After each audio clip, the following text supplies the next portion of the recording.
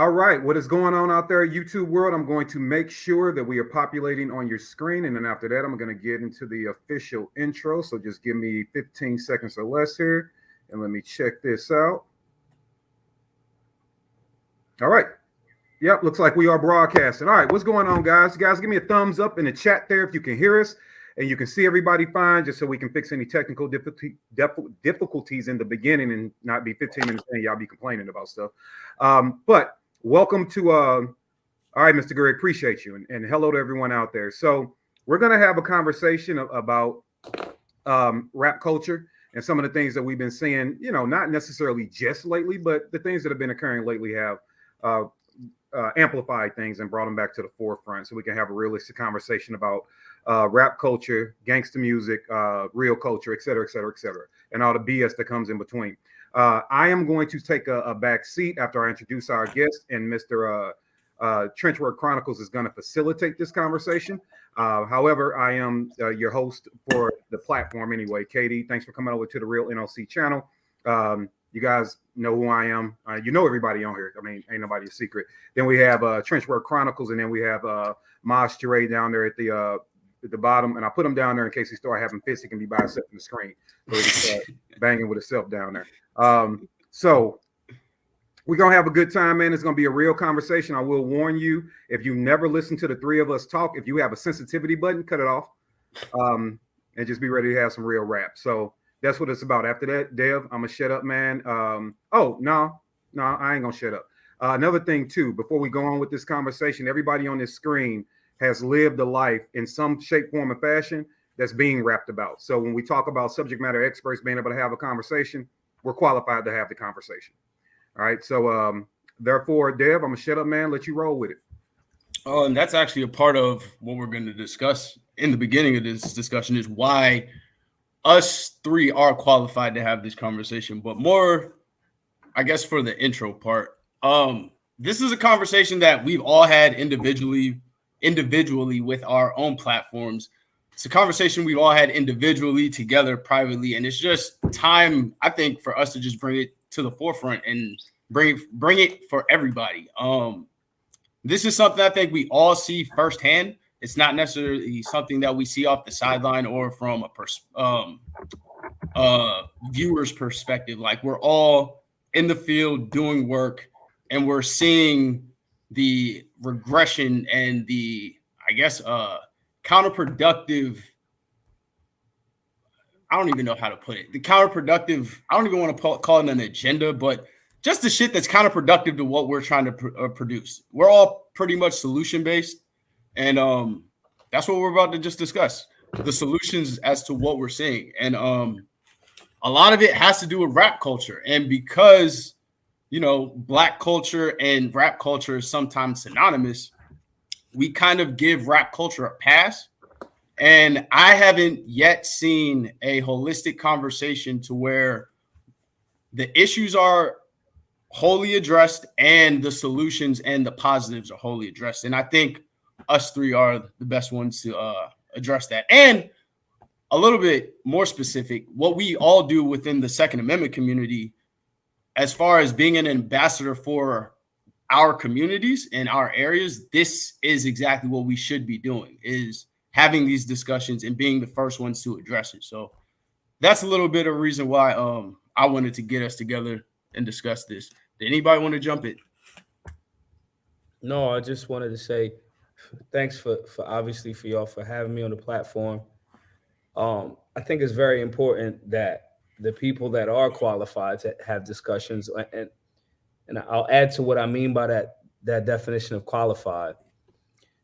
You know, there's people that are you know, like Charles Glass is a very, very prominent instructor as it relates to bodybuilding. He's trained like a bunch of people. Charles Glass, you might not see him as that now because he's older, but he was around since the Arnold era. My point in saying that is he's done a thing and he continues to do a thing in the realm to stay sharp about training. Even if he might not have the muscles that he used to or the people that he trains, he's actively training people and he's actively doing something within the community that he's already had a skill set in. I think that having that qualification, I always say this a lot, people kind of like mistook what I was saying. I think there's always a bit of a difference between someone that's active or an activist and somebody that's an advocate. An advocate just talks, just advocates for a thing, just says stuff. And that's important. But you have to also be active and or have enough time in of activity that you can then coach or give direction. You know, so if somebody gets to a point when we, as we relate this to, you know, maybe firearms training, there are people that are instructors that they can tell you things, tricks of the trade, little tactics or little things based on lived experience, as well as some of that is cerebral. It's like, how do I explain to somebody, hey, put a little bit, a beginner, put a little bit more finger in that trigger guard, right? And then translating to them why. Everywhere else, all of their beginning instructors may have said, just only put the little bitty tip of your finger, you know, pad on that trigger. My point in saying that is the ability through lived experience and time tested pressure testing to get a better way, and then that cerebral understanding translating that is what somewhat makes people experts on the subject matter or qualified at least to talk about it, in the sense of not just opinions about it, but hey, this is what we should do, this is how we can make the situation better. So I think a lot of times it's very important for us to translate what qualification means. You know what I mean? Qualification don't just mean you got a bunch of guns. So I have no concern about a person that has a bunch of guns, like generally, right? If they never run them, if they don't know the process of them. Who I am concerned about is the motherfucker that got one gun, that knows that gun like tip to butt, you know what I'm saying? It can tell you everything about it and can tell you this was their experience with it. That thing translates. There's a old saying that they say, if you know everything about one thing, you know everything about everything, because everything in the universe is like interconnected. And then when you think about that, if you knew everything about paper, like paper, soil, you got to talk about soil, you got to talk about water, you got to talk about all of these different things, and it translates, and there's a cerebral connection and an understanding. So I just think it's very important to clarify what from our perspective gives someone credibility or believability and qualifies to have discussions about these things. So thank you guys again for having me here to do it or assist in doing it. And let's just run it.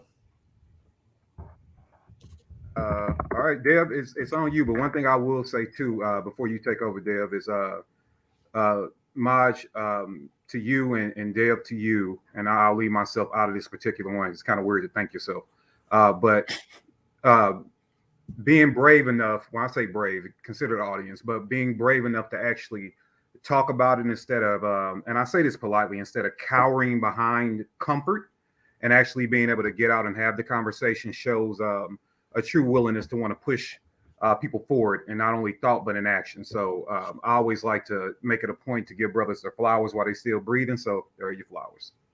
Thank you, my brother. And of course, you already know, y'all are two of my biggest influences. So a lot of the game that I get, it's at least verified by y'all to know that I'm not crazy. So I appreciate y'all for what y'all do. But let's get into it. So as far as rap culture goes, recently we've seen PNB Rock get knocked off at Roscoe's in LA. And I feel like for a while we've seen either every week or every other week a rapper getting his head knocked off in the streets who was a rapper who would promote that type of lifestyle in his music. First and foremost, what kind of fruit do you think that is, or what do you see that's bearing in our actual communities as far as the influence it's being on all of our young men? Maj, you're in Philly. KD, you did all your groundwork in St. Louis. I was everywhere y'all were, and now I'm in the middle of Atlanta. So I feel like we all have a pretty decent vantage point across the map So what have y'all seen? And we'll just end it there. What have y'all seen the most? I see reaping what you sow. Let me be very clear. If an artist, to me, if an artist, I take a very aggressive approach to this. There's only very few artists that I give a pass for that were murdered. That and my criteria for that is how much good did they do after, they came in the game saying a certain thing. So, for example, right, I'm friends with League Moss. I'm friends with King Erner. These are guys that have done like state and fed time, right? And a lot of their music was very aggressive. If those that don't know, League Moss is the brother of AR Ab. AR Ab currently serving. Hopefully, he'll be out soon on appeal. He's serving 45 years in jail for no murders, no homicides, all drug convictions, coke, pills. Whether the truth of that is a whole nother thing or not, I know people that murdered people and came home in 8 years. So, there's guys like Leak and King Erner that are literally. King Erner has a thing called Stop Recycling Crime and the Honor Your Life campaign. These are guys that are like, that was stupid. I'm over that. That's dumb. The streets is dead, right? When people can make those types of transitions, especially before they get knocked off, I always try to give them love. Nipsey is another one. His environment created a scenario, but the vast majority of his music was very aspirational. Not knocking. He never, denied that he was a rolling 60s Crip first. He was very clear about that. However, the music changed in the direction of motivation and inspiration. So when those men make those perspectives and changes, I give them all of the love, salutes, and all of that. Now, if you get murdered, to me, if you get murdered before you have made that change and your body of work is consistent of death towards young men primarily, I don't give a fuck. I genuinely don't. I think that I care because your family's gonna weep. I care that hopefully you'll have a will or you got some some good life insurance, and we can try to like use that to build some financial benefits off of your untimely death. But it's not even untimely. It's the law of cyclicity. You know what I'm saying? It's all of these things that our parents and elders told us that we just not really fully paying attention to. And whether you're paying attention to it or not, does not stop the universal karma of it. So, if the vast majority of your shit, and a lot of these guys right before they get killed are still talking that dumb shit.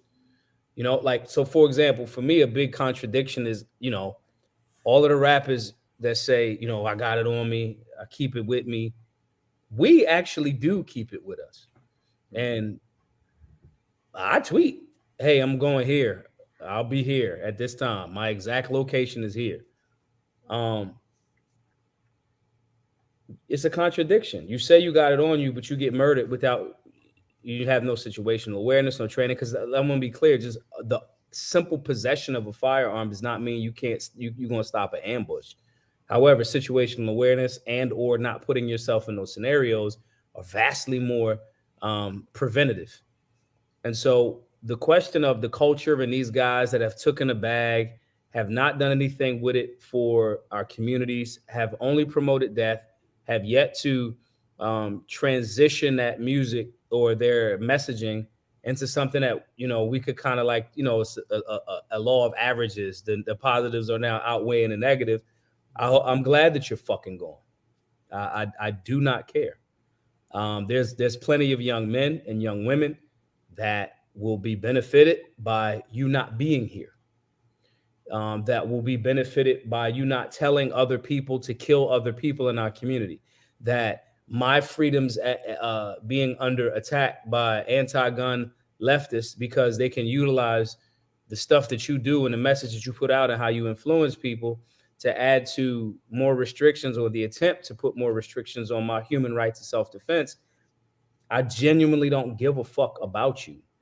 And you're making a decision as an adult, as goofy as it is, you're making a decision to promote and peddle death. And I have, my bandwidth is not strong enough to care for you willingly being ignorant, as well as informing some young people or some even middle-aged or older people that want to turn their life around or don't even want to start down that path. If I got to choose between who I'm going to give my energy to, I'm going to give that energy to those people. So I think we got to take that type of approach. If they're not making, I say this all the time about Meek. It's like, I think Meek is an amazing rapper. I loved when he pivoted and was taught, when he was coming home from, got out of that situation and started to have discussion around criminal justice reform. I love it. I need your new products after that to start reflecting more of that. You know what I'm saying? I needed to reflect positivity. And I'm not saying it has to be like, hey, we're cleaning our dishes and listening to our mom and dad. I'm not saying it that way. I'm saying it in the sense of like, talk about something like, again, talk about integrated, vertical integration. I would love for somebody to make songs about the tax code. I would love for somebody to make songs about how dope yoga is. I would love, I don't care. Like, I would love for dudes like Fresh Prince used to do. Tyson, you know what I'm saying? Like, make something fun. Lil Nas, but I love that Old Town. My daughter loved that Old Town Road song, especially the remix with Billy Ray Cyrus. I'm like, wow, this is great. But it's like, if that's not your bag or based off of your creation, I'm just not interested. I'm not interested. I know that it's a psychological operation. I know, what people control the market. I mean, the companies, the labels, somebody just said, Mr. Greg T said, those songs are cool and won't sell nowadays. That's not true. The two biggest selling three biggest selling artists in the last 10 years, I mean, that are doing platinum albums with no features are Kendrick and J. Cole. They don't talk about death all of the time. You know what I'm saying? Even Kendrick's, earlier albums was talking about his experiences growing up in Compton, but they still sell. So Drake don't talk about anything gangster. Drake ain't talking about killing you. Drake is Michael Jackson right now. And so if he's not making murder, death, kill music. Kanye just dropped Jesus is King, and it went triple platinum. So that's what I'm saying. Like, and I don't even like that. I mean, he's not, he's where he is now, but when it was coming out, you couldn't knock it. But yeah. I just know that's somewhat of a lazy excuse. And if we really want these young men, like if somebody do something corny, I gotta say it's corny. The last 3 or 4 albums of Kanye, I was not interested. Like the Black Skinhead song off of that one album and a few songs on that album, I was like, all right, these a couple of songs, but it's like, nah, it's just Vanity Slave was all right. Yeah, but at the same time, like, we got to start calling it. And I personally think that it's corny to just consistently talk about killing your own people. I just imagine if I wrote a song called like Killer Devils, Killer Devils, Killer Devils, Killer Devils. And it wasn't if I didn't package it in like a gospel song, and if people even perceive that as me talking about white folks, you see what happened with Kanye just mentioning Jewish folks. And he went a little bit more than just mentioning it. But like, just imagine that. And no other situation of people like, yeah, that one's cool, that they're talking about killing their own people in the barrio. Like it's just not a thing. So I think we just got to kind of like say it for what it is. It's now let me give you what the rap world will combat that with. Mm-hmm. What do you say when they come back and say, "Oh, you can't blame the art, so and so forth. It's just them giving their perspective of their life, quote unquote." And then on top of that, if you are, if you feel the way you feel about rappers in the cancerous ones, how do you also feel about their lyrics being used in courtrooms? Well, huge shouts to Jay-Z and those guys in California. That legislation kicked in this year that now over there in California, you can't use rap lyrics in the state of California to and like convict somebody. So that's one. Two, if somebody was to say that from the musical component, my answer would be, yeah, that might be true, but 95% of y'all are lying. You're lying. Like I'm from North Philly. I know the dudes that's like, we Right. know what it is. And we know the ones that's like, you were rapping the whole time. At 14, there's you on DVDs rapping. You were committed, and rightfully so, to rapping. Now, the argument could be made, well, they're just painting a picture for, the art of it. Because some could say we don't get on, Al Pacino for Scarface. We don't get on the movie industry for presenting Scarface to the world. And I contend, like Hov said, Scarface the movie did more than Scarface the rapper to me. Like every hood dude you swore you was gonna kingpin up like Scarface did. Never mind the fact that I actually was talking to Leak about this at the time before last one of his album release parties. And he was like, yo, Scarface was the villain in the movie. And I was just like, what? And he's like, yeah, everything he did from our perspective, if you had a homie that did what he did, you would disassociate. He snaked his first boss. He slept with his other boss's lady. He killed his best friend. This guy's a fucking villain. So the packaging, the argument could be there, but I would say, no, I can hold the writer of the movie. I can hold the marketing company of the movie. Once it gets past telling a story and it goes into, we are targeting a demographic with this story. That's like me saying you can't get mad if there's only liquor stores in the hood or like the mom and pop stores that sell the 40 ounces. You can't get mad because they just opening up a business. Yes, I can, because it's targeting this community. Yes, I can. If they would have a different leg to stand on if the same amount of liquor stores was when I'm in Beverly Hills, because I go to Beverly Hills. There's a lot of fresh vegetables in Beverly Hills. When I go to Beverly Hills and have an amazing meal that tastes different, the quality of food is different. And so I can say, no, that's a targeted approach. And so, yes, I can say the artist that isn't telling, even if they are telling the truth, right? And they're just painting a picture. Paint a different picture, bro. Paint a different picture. I'm tired of, I know the power of the tongue. I know the power of manifestation, the God principle, creation. I know the power of that. I do it all the time. The last time I think we was in Miami, and I had a surreal moment in the cigar bar that we went to. Mm-hmm. That is manifesting a reality, And so I'm not going to because somebody else benefits from it that understands it, or someone that paints a picture and doesn't understand what they're doing, I'm not going to give them a pass. They're still responsible. Everybody has to be held accountable. Now, the more difficult question that someone should ask me in that would be, how do I square that up with my freedom and libertarian view, right? Because they have the freedom to talk about whatever they want, and that's something that's a little bit, because I'm also not saying censor them. I'm saying tap out.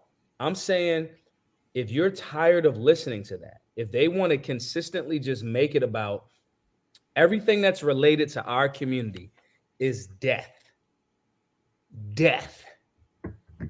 I can say, no, I don't agree with that. And I can say when I'm in the gym, I'll be listening to Meek. Flamers 5 is amazing gym music.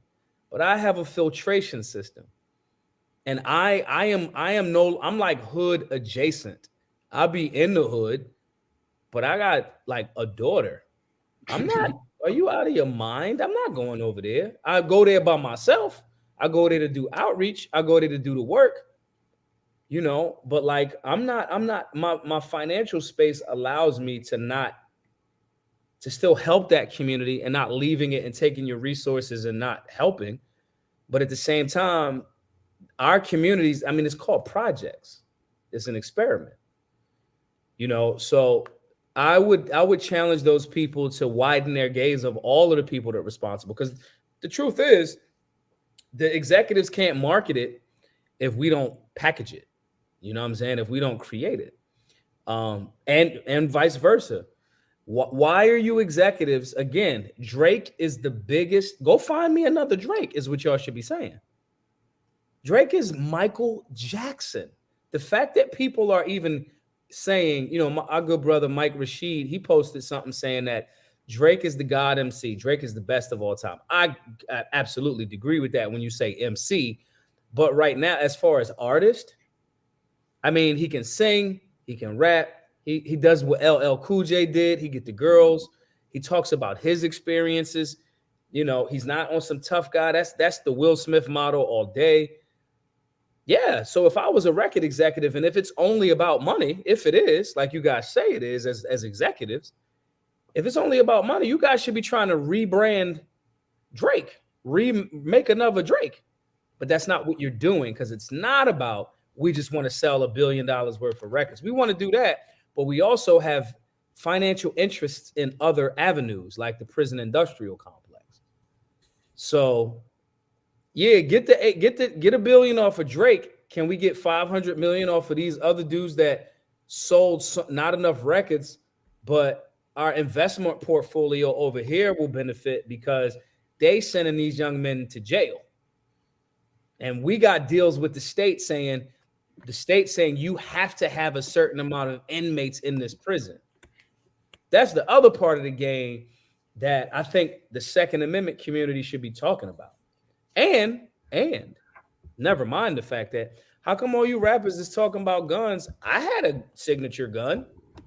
KD got a signature gun. Why the rappers don't got signature gun deals? And come get some of that money, since we entrepreneurial, free market enterprise.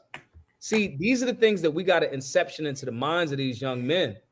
Glock should have a Chuck Norris is endorsed by Glock. Why can't Dead Prez have an AK? So our mind is they trying to box us into these things, and the reality is, guys like Leor Cohen are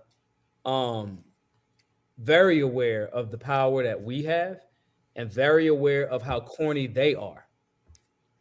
And they'll try to reverse psychology to make it seem like these new artists need us. Again, all of the artists that really blow, that really, I mean, I'm talking about really get some money and make a dent in history. The vast majority of them are not talking consistently about drug dealing. Drake, J. Cole, Kanye, Hove. Hove came in how Hove came in, but he adapted and grew. And even his first album wasn't having a discussion primarily about drugs. It was the evils that are associated with it, the rats that come along with it, the women that will leave because if you fall and go to jail. These were still stories to paint a whole picture. You know what I mean? This was Reasonable Doubt, his first album. That when it came out, he was 27 or something like that in the 80s. So the album came out in the 90s, but he had already lived pretty much like a rich life to tell a story from, And so the only point in the finger at the artist thing is not what I'm advocating for. I'm saying point the finger at everybody. If we all get in the car, right, and we go on a mission, right, and we get caught, if y'all just there and I'm down and y'all catching this case with me, you're this literally, you are a co-conspirator. Let it be enough of y'all they're gonna hit you with the RICO. You do it too many times, and it'd be enough for y'all. They're gonna hit you with the RICO because you're a corrupt, racketeering influence, corrupt organization. You were associated with it, and they're gonna try to roll you up into somebody else. My point in saying that is, why are we not keeping that same energy for the labels and everybody? You brothers know that it is inappropriate. You brothers know, because you go on a mission, you listen to certain music, you hear certain things, and you go shoot people that look just like you. Y'all are aware of the power of it. So y'all do the same thing. And I know that you're aware. You're not ignorant to it. The labels are just incentivizing you. And while not telling you the other side of the game, they're incentivizing you to do it. And you do it. Both of you are complicit. And if we keep that energy, then we can actually make a dent in making some of it stop. And don't get me wrong, I'm not saying that it has to completely die, right? I'm saying make other music. Like, so every girl that raps just is only gonna rap about sex. Like every girl. Like you're not gonna just rap about anything else. I refuse to believe that women, artistic women, huge shouts to Tierra Whack that makes songs and rhymes about other different things. Huge shouts to her. She's from Philadelphia. You know, I just can't believe that women are only, the dudes are only going to talk about death, murder, kill, and the women are only going to talk about sex, give me your money. That in and of itself speaks to there is an unseen hand guiding people to only talk about certain shit. To add to what you were saying about make different music, I would add, like you were describing, understand what the game is. Like, I'm sure we all know some almost made it rapper who signed a deal for $100,000, who spread it out into his hood, gave it to all of his homies, ended up not doing anything, got shelved for an album, and then ended up not blowing the way he was supposed to blow. To me, that's the record label understanding, like, yeah, we're not going to give you the big bag, but we're going to give you enough to invest in this culture that's going to keep all the big dogs in their place. Yeah. Like, we're going to perpetuate the culture by giving this one almost rapper that we know has no type of financial literacy, doesn't really have a plan for his entire camp, and is just going to hand out the bag to people. That's what we see. Yeah. And that's how I see them continuing the cycle and keeping this this culture afloat. Also, what I'm seeing is a lot of this trickle-down effect to the young kids who are 12 to 11 now. You know what I'm saying? Katie, you're down here in Atlanta with me. We just witnessed a boy who was 12 years old getting a shootout with a bunch of other his homies. It was like 10, 20, 12 to 13-year-olds shooting it out. Yeah. And he got hit. Like, and on top of this is how you know the rap culture is the influence.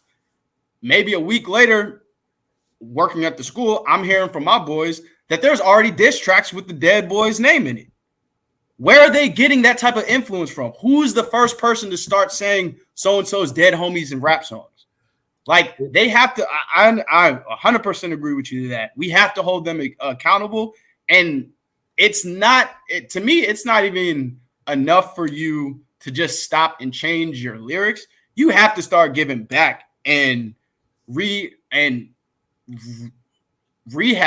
your community for what you've done to it. I think we all have taken on that task. Like, I've done this much evil, I have to do at least this much for my conscience to be good. Man, I remember I was on a date one time, and this girl asked me, and there was like liquor involved, right? I remember this girl asked me, she said, how much death do you think you're responsible for in North Philly? And I dropped a tear. I'm like, I can't even really tell you. However, I mean, I could tell you, but I'm not, because plausible deniability is a good thing to have. Um, but it just bugged me out. Like I just had I never had anybody like ask me a question like that. And when you're in the process of trying to change your life and get better, and when you actually step back and go like, one, I was a pawn, and two, you were a willing participant too. That becomes like a big thing. Um, so I get the need to try to like cut. I say it all the time. I'm cutting down on my karma. You know what I'm saying? Right, wrong, or indifferent. Like I'm cutting down on in Hindu, they call it samskars. SAMSKARS. Because the word karma actually means to do. And when you're doing something, universal law, you reap what you sow, right? So karma means to do. You're doing something, and what you're doing is gonna boomerang back.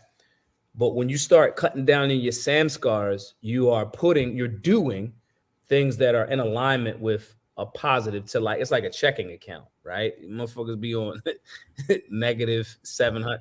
them overdraft fees start bagging you, and then you start trying to get your thing together. I think that creating, I think what has happened too, by having more artists be independent, they're gonna highlight and promote and give certain artists more money that's only talking about this, because the independent grind is harder. So again, it's not just about the bag for them, it's about the control and the other investments.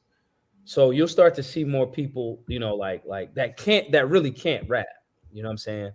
I don't think Moneybagg Yo could rap. I don't think like rap, like actually really good with words, rhythm and poetry, rap. I don't think a lot of those dudes can rap. I think that they kind of are catchy, and their accent and their voice sounds entertaining, which is cool for certain songs, but I don't think they could rap. It's catchy. It's catchy, but so is syphilis. So like, you know what I'm saying? Like, and it's like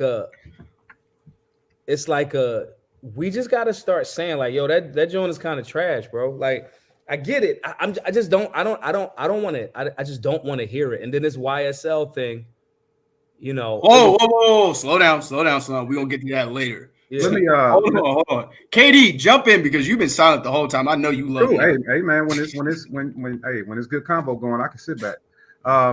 So I do, before I get going on that, I gotta address this one comment. And I don't think this brother's trying to be rude. He's trying to make a point about culture, but I'm gonna put it up on the screen here. I saw that. I was hoping you wasn't. I got a much better way to address that so we don't get off. So cultural as far as clothing. Okay, so like the fact that, okay, so he's relating based off what Maj's conversation was. He can see it kind of being a problem, that culture drives people to dress alike, thus how we're all wearing black hoodies. However, my brother, I want to educate you on something. Hey, Maj, scoot back from the screen a little bit before we can read your hoodie. Let's get Biden to quit and Kamala too. I'm sorry. Let's get Biden to quit plus Kamala. So that's a political statement about how that party is moving toward the detriment of America. Devs, sit back a little bit. We don't negotiate with tyrants.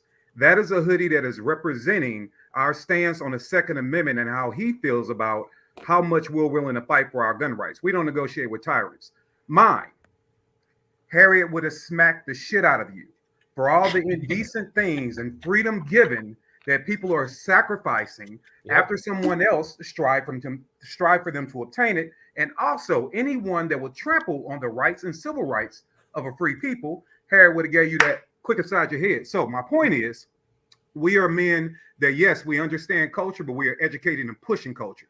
So don't let the black hoodie fool you, bro. Yeah. Oh, let me add to that. Who designed your sweatshirt, Katie? The one I got on? Yeah. Shit, I did. Maj, who designed your sweatshirt? I did. I designed my sweatshirt too. So he's right. And let me add on to what he means. Yes, we are promoting a culture of entrepreneurship, messaging, speaking up, Right now, he later on in the chat, he's probably gonna say, "Well, I mean, just the fact that they're all black hoodies." Mhm. Isn't yours navy blue though? Mine's black. Oh, all right. But the thing is, yeah, because it's cold. And like I could have my hand in my pocket in my hoodie.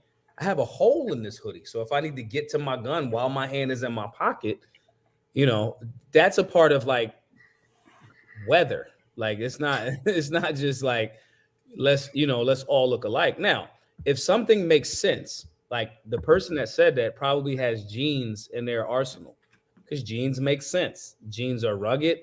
Jeans, like, you can move around in them, whatever. There's certain things that's going to be a part of it. Everybody in here has a hoodie. Everybody is going to have a spring jacket. Everyone in here has a t-shirt.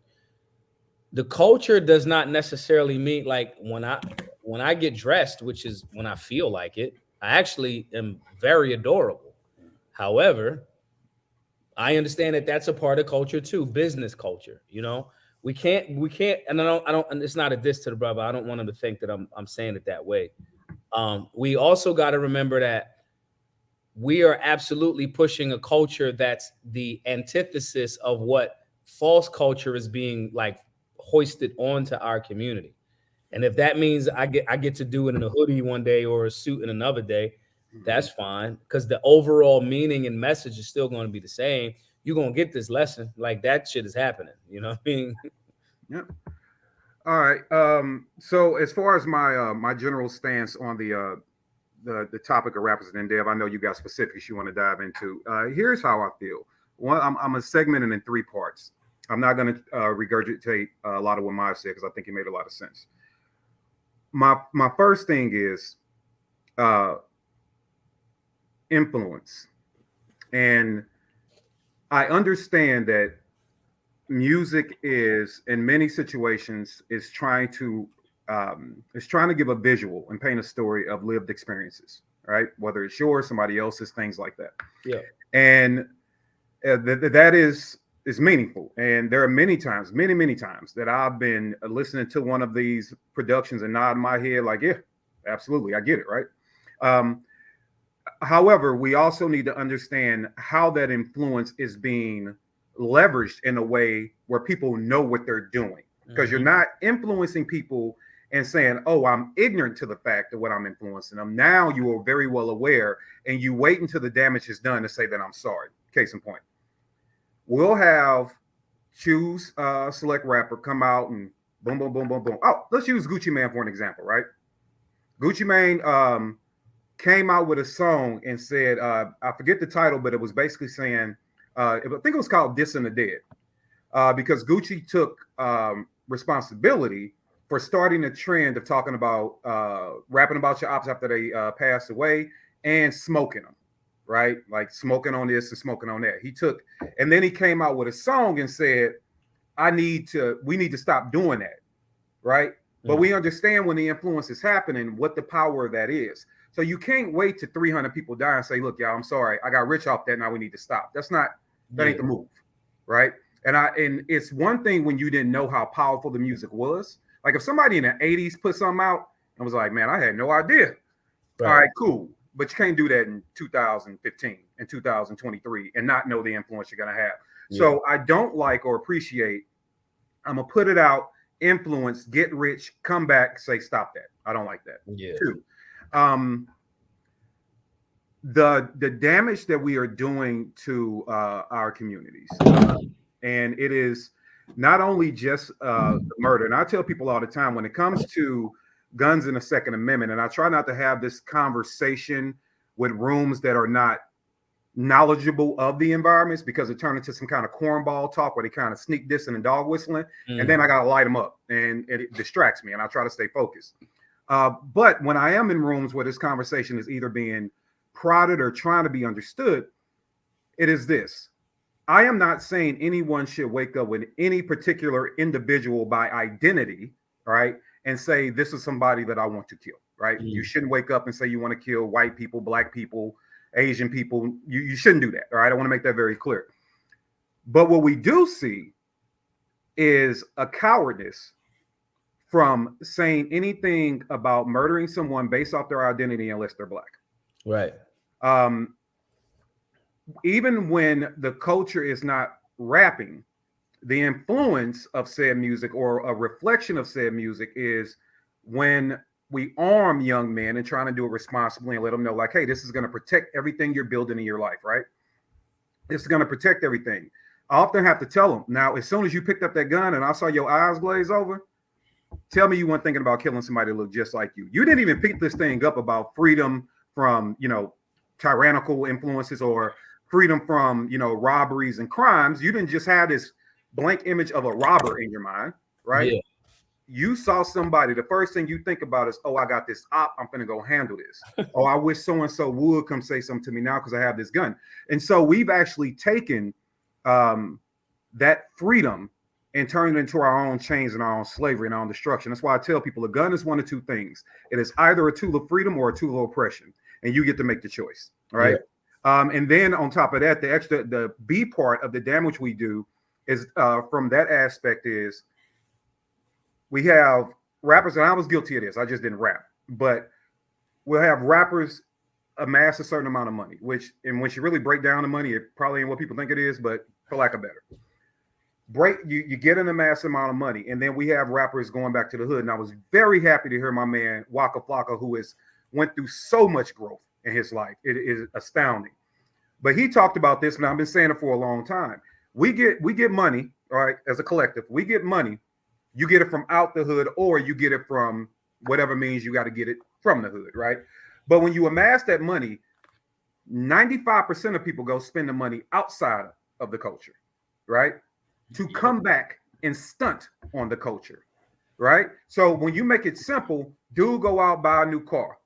Everyday working dude, but he's saving enough money to go buy a new car.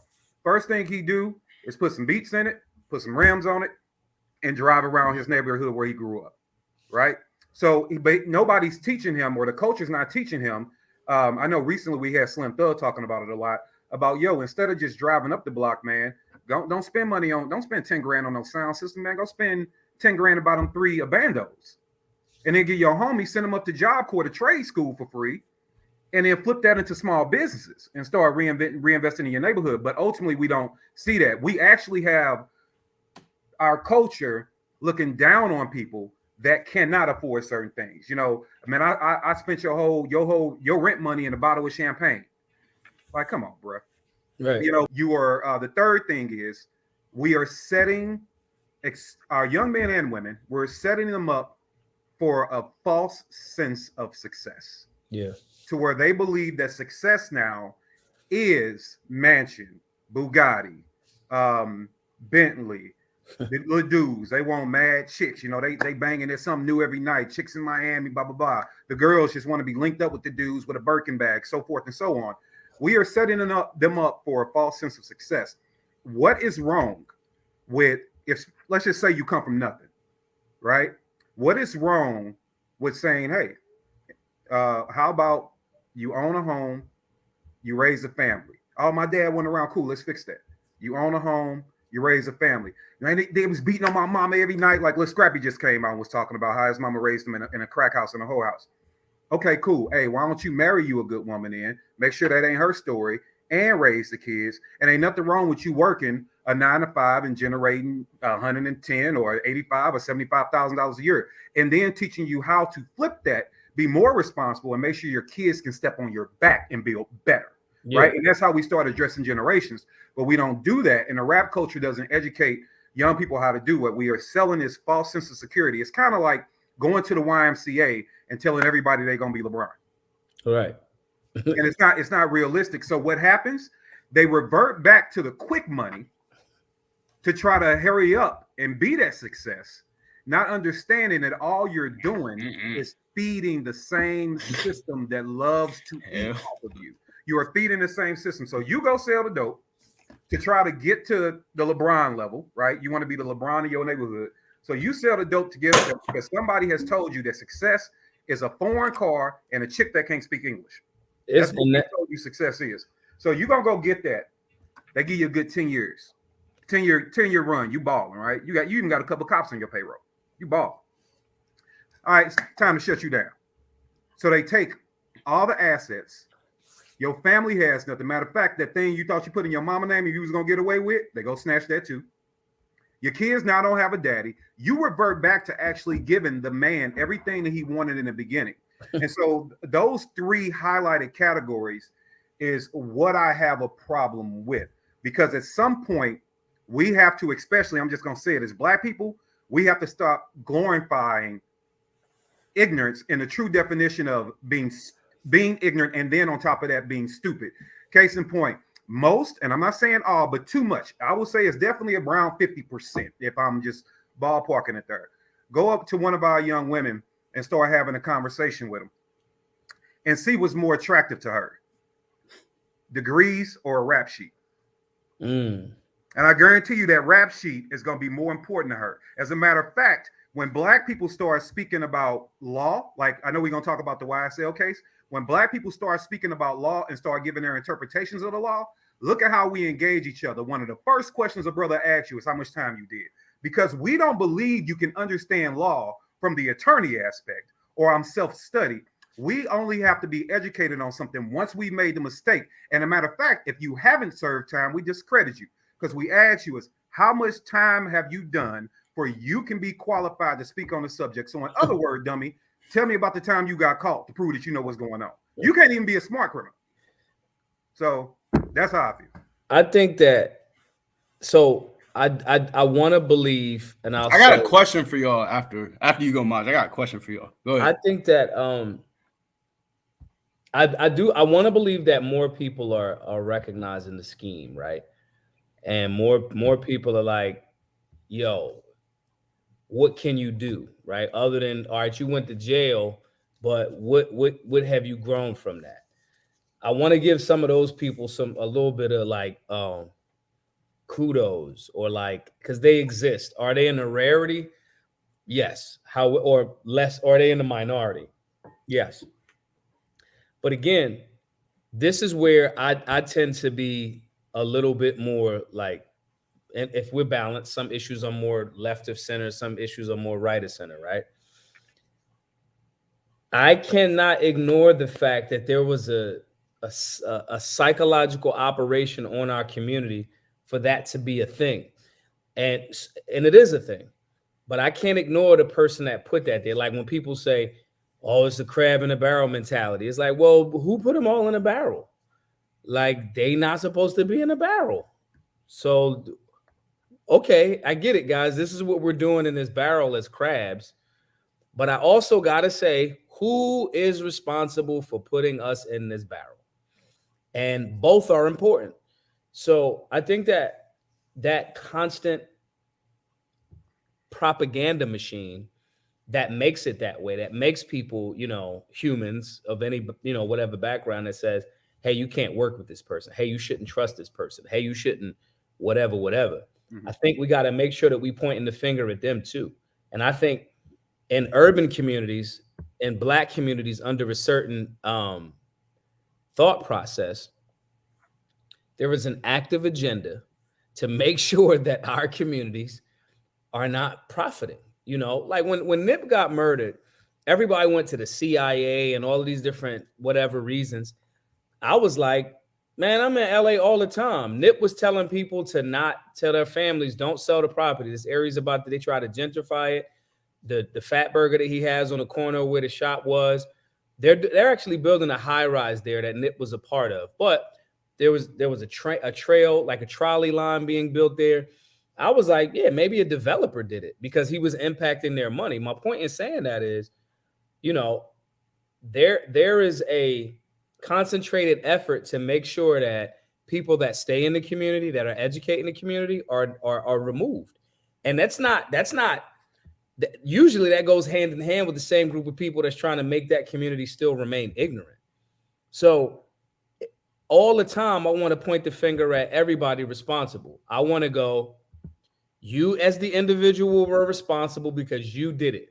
However, you might have not known any better up until a certain point and or age, because the environment that you were put in, the education system told you this, the music told you this. Black people in America have been a part of the longest running psychological operation in the universe. That's just it. And so, like, similarly to the last few years with the, the jab and the mask and all of that, the vid and all of that, right? I'm somewhat giving grace to people that are stressed out. I'm like, yo, if you survived in the last 2-3 years and didn't cave to certain things, I want to give you kudos, because this shit was not normal. They were really doing a really good job of scaring you, making you feel hopeless, of destroying your business, of making your family break apart because you guys disagreed about a thing. There was a serious, intense psychological operation on the world. So pat yourself on the back a little bit if you didn't fold, if you somehow didn't kill yourself, and you kind of like saw your way through. And it's the same thing there. Now, again, if you're an adult, it's like, okay, bro, they did it, but all right, come on now. Like, we're 22, 23, 24, 25, like, cut it out. It's you now. But I think we got to make sure that we give in grace as well as pointing the finger there too. If not, it's similar to me only pointing the finger at the rapper and not the executive. You know what I mean? Or the owner. Leor Cohen doesn't do what Leor Cohen does if not for the exploiting and then removing or throwing away of young men that don't know any better. Right. So it's like, yeah, Jay-Z and Dame Dash were your best friends when Dame Dash was a little bit more quiet, and you thought you just had some loud dudes that were just going to pop champagne forever. But then when they started looking at the splits and started venturing out and started doing different things, now you get on the Breakfast Club and say, I don't know who a Dame Dash is. Who is Dame Dash? When y'all got a lot of money together, And so I just think it's very important for us to call both and not give either side an easy way out. You got to earn that way out. Like y'all saying, like, you need to put some money back in the community. Like KD said, you don't get to just kill 300 people and be like, oops, my bad. Like that's just not enough, bro. You know what I'm saying? So you got to, and the executives too. Yeah. There should not be 360 deals. Stop them. Hey, some of the resources from this, we are going to say, because you were complicit in getting a lot of our young black men murdered and dead. Lean alone, when everybody was going through the lean phase, I say the same thing about the you executives, that television executives and everybody that was saying, go pump this experimental gene therapy in your system. And if somebody has a heart attack and suddenly dies, you are complicit in that. It's just this big old contradiction that, again, if us as the individual citizens coerced somebody into suicide or coerced somebody into a sexual act that they were not comfortable with, we would go to jail or we'd be held accountable. We got to keep that same energy for all of the executives, because if not, they're gonna keep sliding, and then they'll just blame another artist. Oh, it's the artist. Oh, it's the artist. Oh, it's the artist. The artist become the force field or the bulletproof vest. Right. Who's creating the machine that's giving us this same product of this type of artist? 100%. Yeah. So with that being said, my question to both of y'all is, in y'all's lifetime, in your time in the streets, and I'll give mine too, but when was that moment of realization that, like, yo, like, I really had to stop and change the trajectory of my life, or I'm going to end up, dead or in jail? Maj, I know you spoke about the girl on your date and you dropping a tear, but KD, what was yours? And Maj, if you got another one, throw that one out there too. But what was the first one? For me, man, and I don't say this in a glorifying manner, it's just the real deal. So a lot of people watch it on the news. I lived it. So I'm never pretending that I was innocent. I'm not pretending that I didn't do my thing, and I'm also not glorifying it. But what got me was I was looking at the community, right? So first I'm just looking at it. Now I'm 10 years old. I went through everything I went through: rape, molestation, foster care, being beat, being abandoned. That was from 4 all the way up to I was 10, right? Where I had to deal with that. So my mind is already kind of miscrewed. But one benefit that I learned from that, being bounced around and abused everywhere I went, one thing that I did learn was how to self-isolate and think for myself. It's the only way I can kind of keep my mind together, right? As a young man. So when I finally got back with, my family, real one, got back with my mom, I remember being 10, and mom was she went out, she went to work and then went out, and I was left with responsible adults, right? One of those adults was my uncle, and my uncle was doing some things, and so he actually set me down, brought me in the kitchen, had a half key on the table, and taught me how to rock it up. What he did at 10. So, and then after he taught me how to cook it, he taught me how to sell it. So at 10 years old, he stood in the doorway, had me go outside, told me how to approach the person, what to say, how much money I need to bring back, and even how much he was going to give me of that money. All right. So I learned to trade then.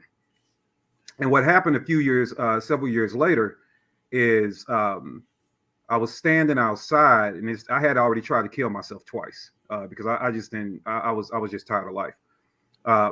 But after I started to fight those demons, I was standing outside one day, and I'm looking, and I just stopped, man. And it's like the world just was moving slow motion around me. So I'm looking at what we doing. You know what I mean? I'm looking at the fact that my homie mama rocked out, but the other homie sliding a $10 to knock them down in the back of his house. But then you're going to school with dude the next day. You get what I'm saying? Like, I'm looking at how you living next to somebody, but y'all banging it out every other day. I'm looking at people smiling to you, like, hey man, good on y'all, man. Stay out the streets, go to school, man. And as soon as you do go to school, they breaking in your crib. Mm-hmm. Right? I'm looking at it. And then I'm looking at these, the politicians that come around every few years. I didn't know what they were at first. I learned they were called politicians, lying about changing the environment. I'm just looking at how everybody moving and how it's all counterproductive. And like, we think that the world exists only in these few blocks. Mm-hmm. This is what we think, right? This is before social media, you know what I mean? So This is where we operated. This is where we moved. This is where we got the game. And we thought that's what it was. And I'm even looking at the girls like, man, look, I was always, from a little boy, I was always like a little, because I went through so much abuse, I just wanted somebody to love me. So when I started getting into girls, it was just like, look, sweetheart, I want to kind of break away from this violence. I want to like write you a poem. I was the corny little dude, walking with a cupcake and picking up her books and walking to her classroom. I was that cat, man, because I wanted something adverse to what I saw, But then I started noticing that the girls didn't even understand. It ain't that they didn't like it. They didn't understand how to even be treated right. Mm-hmm. You know what I mean? Like and I'm young thinking like this. Like how am I going to build different than what we experience and what we see if the individual I need to help me build is trapped? And then I was doing something one day that wasn't in alignment with my thoughts. All right. And me and my cousin, and we making a move, and we had to go, when the connect run dry, you got to, go do something else. Right. So we made a move as young boys and got back from it and pulled up, and I cut the headlights of the car off too early. Right. And it was a stick shift, and this fool can drive a stick, so I had to drive. And I cut the headlights of the car off a little bit too early before the vehicle was settled in the driveway. And they must have been watching the crib, because the suburb we were in, right outside St. Louis, I mean, as soon as I hit the brakes, 2 cars behind us, right? And I always felt that like God had his hand on me. I always did. And I knew what I was doing was wrong. You know what I mean? I knew it, and I knew I wanted something more. And the cops jump out, being respectful, but just knowing they got us. You know what I mean? Like, they real kind. I'm like, yeah, this is about to go all wrong. So we get out the car, we getting searched, and where it was located on my cousin, let's just say the cop wasn't far from that area, right? Where he might have found something a little interesting, possibly. And this woman comes running out of nowhere, screaming to the top of her lungs, help, help me, he gonna kill her. We all for it, you know. Imagine a traffic stop where you got two dudes getting searched and two cops, and everybody turn and look at the new show. We're like, oh, what's this? Right? What's going on here? Well, wind up happening is that right behind us, that woman, a sister, was getting beat by her husband. So she ran outside because she saw the cherries. So instead of dialing 911, she just ran outside. And she was so frantic, the cops just turned. They was like, look, hey, man, young bro, don't cut your headlights off until you park a car next time. Yeah. Yes, sir. Yes, sir. Right? So we went inside the house. They backed the cars up. They went and do their thing. I walked inside that house. I squared up some business, made sure it was good, and I left. And when I got back to the house, I had to take a deep look at myself. I had worked my ass off. I've always been pretty intelligent. I had to drop out of school the last semester of my junior year of high school. That happened right around that same time. In that same time span, 3 of my homies got hooked and went from dealer to user. Ooh, right? I hit the corner one day, and that same family member that taught me at 10 years old how to rock something up and taught me that it was about getting the girls and stunting with the cars. He had a short dog, blue Buick Delta 88, the short dog. Yeah, I remember that with the trues and Vogues on it. I'm talking about, you used to let me drive. It was a beautiful life, so he presented. Until I hit the corner on our south side one day. This is right when I made the decision like I'm doing. This was a couple of weeks after the whole incident I just explained. And I look up to the right, and I see this dude that was trying to teach me the game sitting up with 2 cops in the park on a bench, like they buddies having lunch. Like, oh, that's what you're doing, right? So then I even realized that I could have just been another sacrificial lamb to keep you free. You get what I'm saying? So I when I got back, I realized that dropping out of school, working hard, and then battling the demons I had been battling, God gave me a decision with that traffic stop. You can either get your life together, I'll let you live through 2 failed suicide attempts. I'll let you survive through beatings, rapes, molestation. I'll let you survive through all that.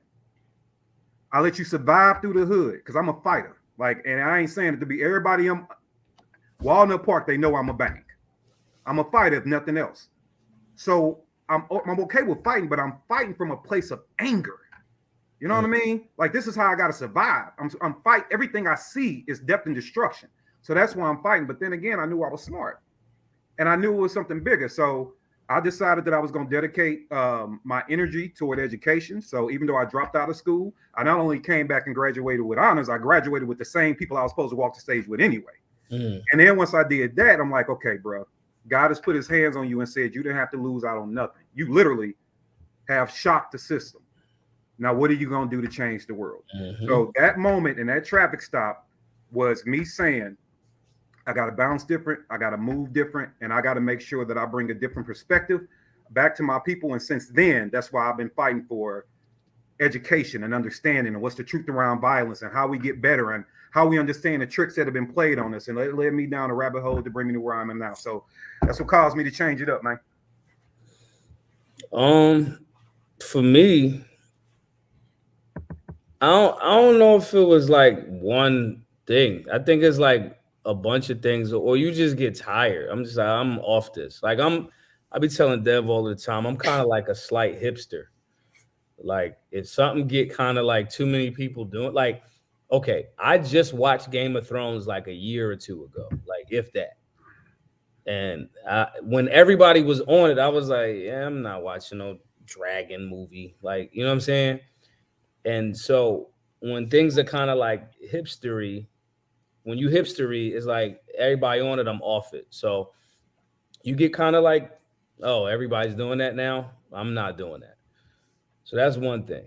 So and that starts to happen with a lot of things that I do. I'll just be like, oh, I remember I was doing that. All right, cool. I'm off it. You know, and sometimes that's detrimental. So that's kind of what it was for me. Just everybody doing it. It's like the margin, the margins become different. You know, the margins, when everyone's doing a thing, the margins, the profit margins decrease.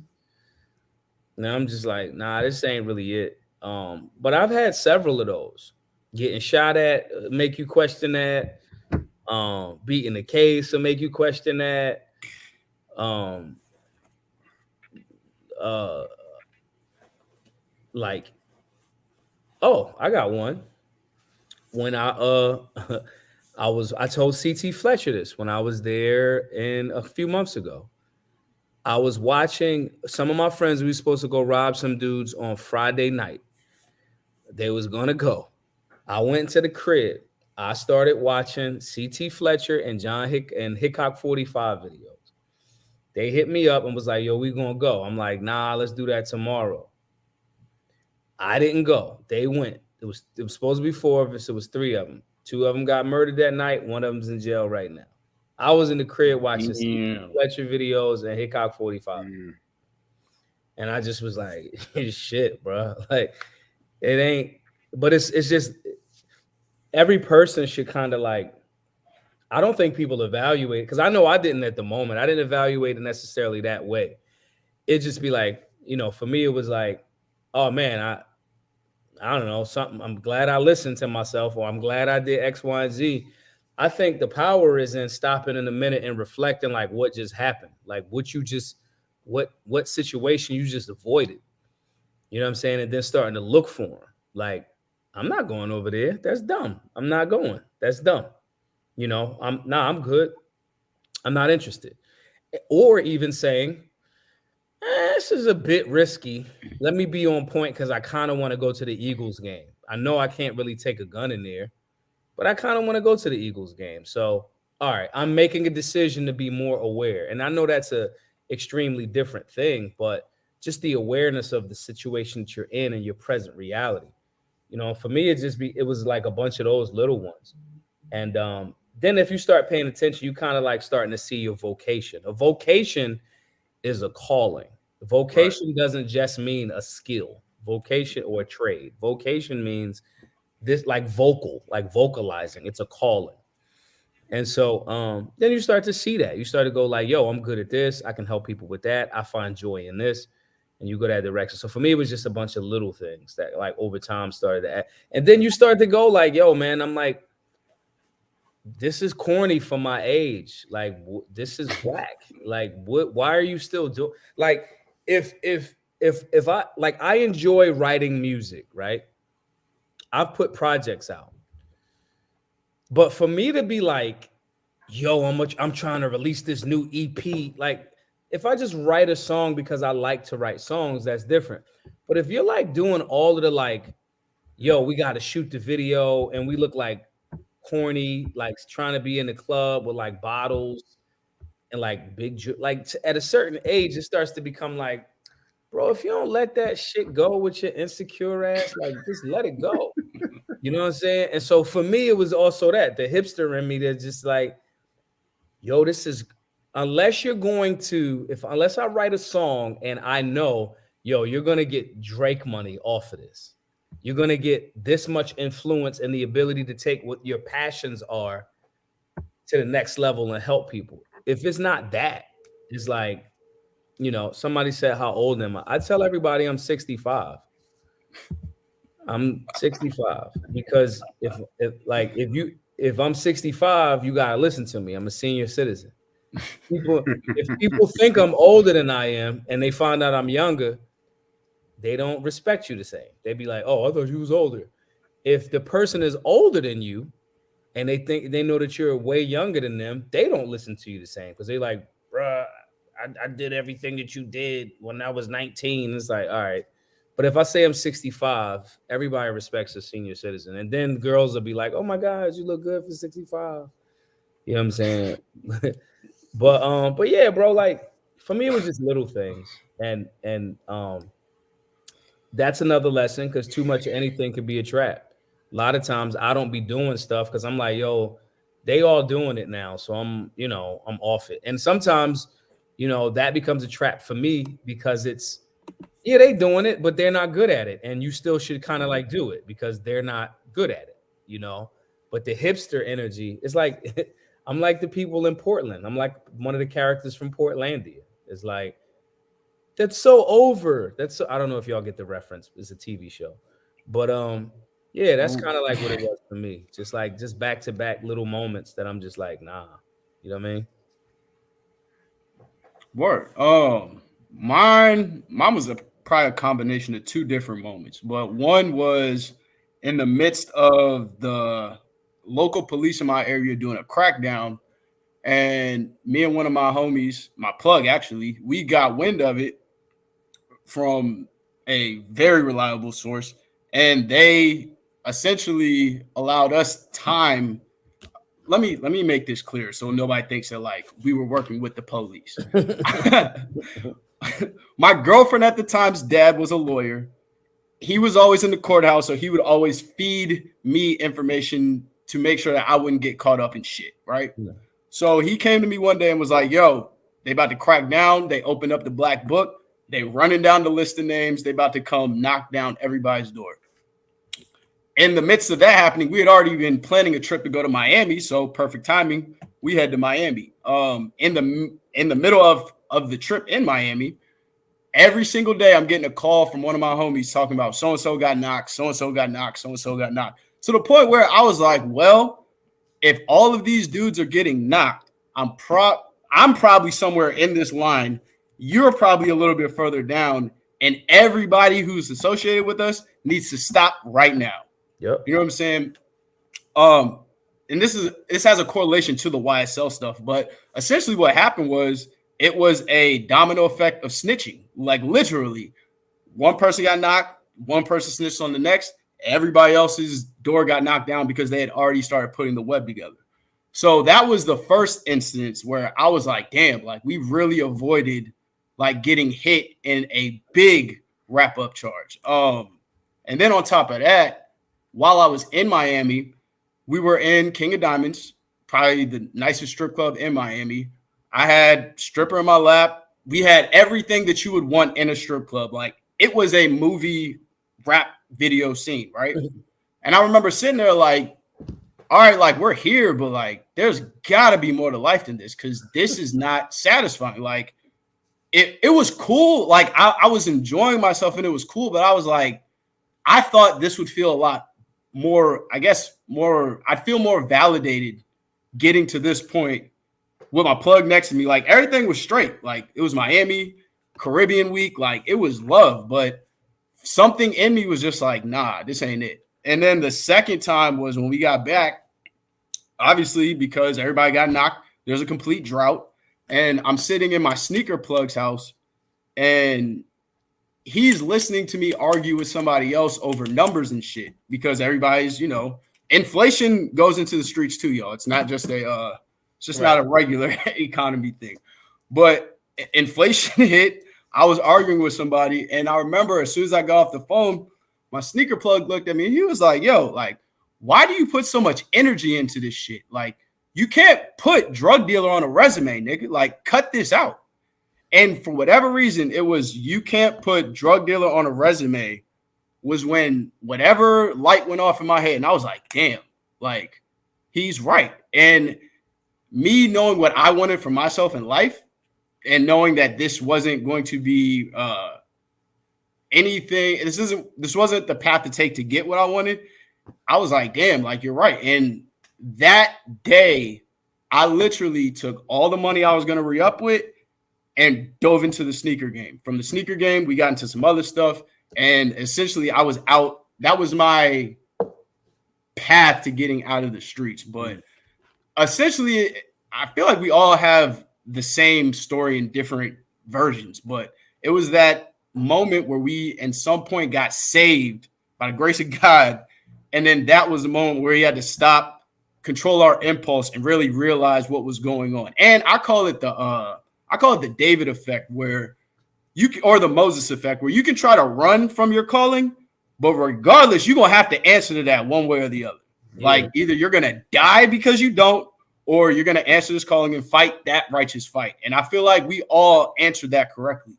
So now my question is, and I think G-Webs hinted somewhat to this earlier, or it might have been Mr. Greg T.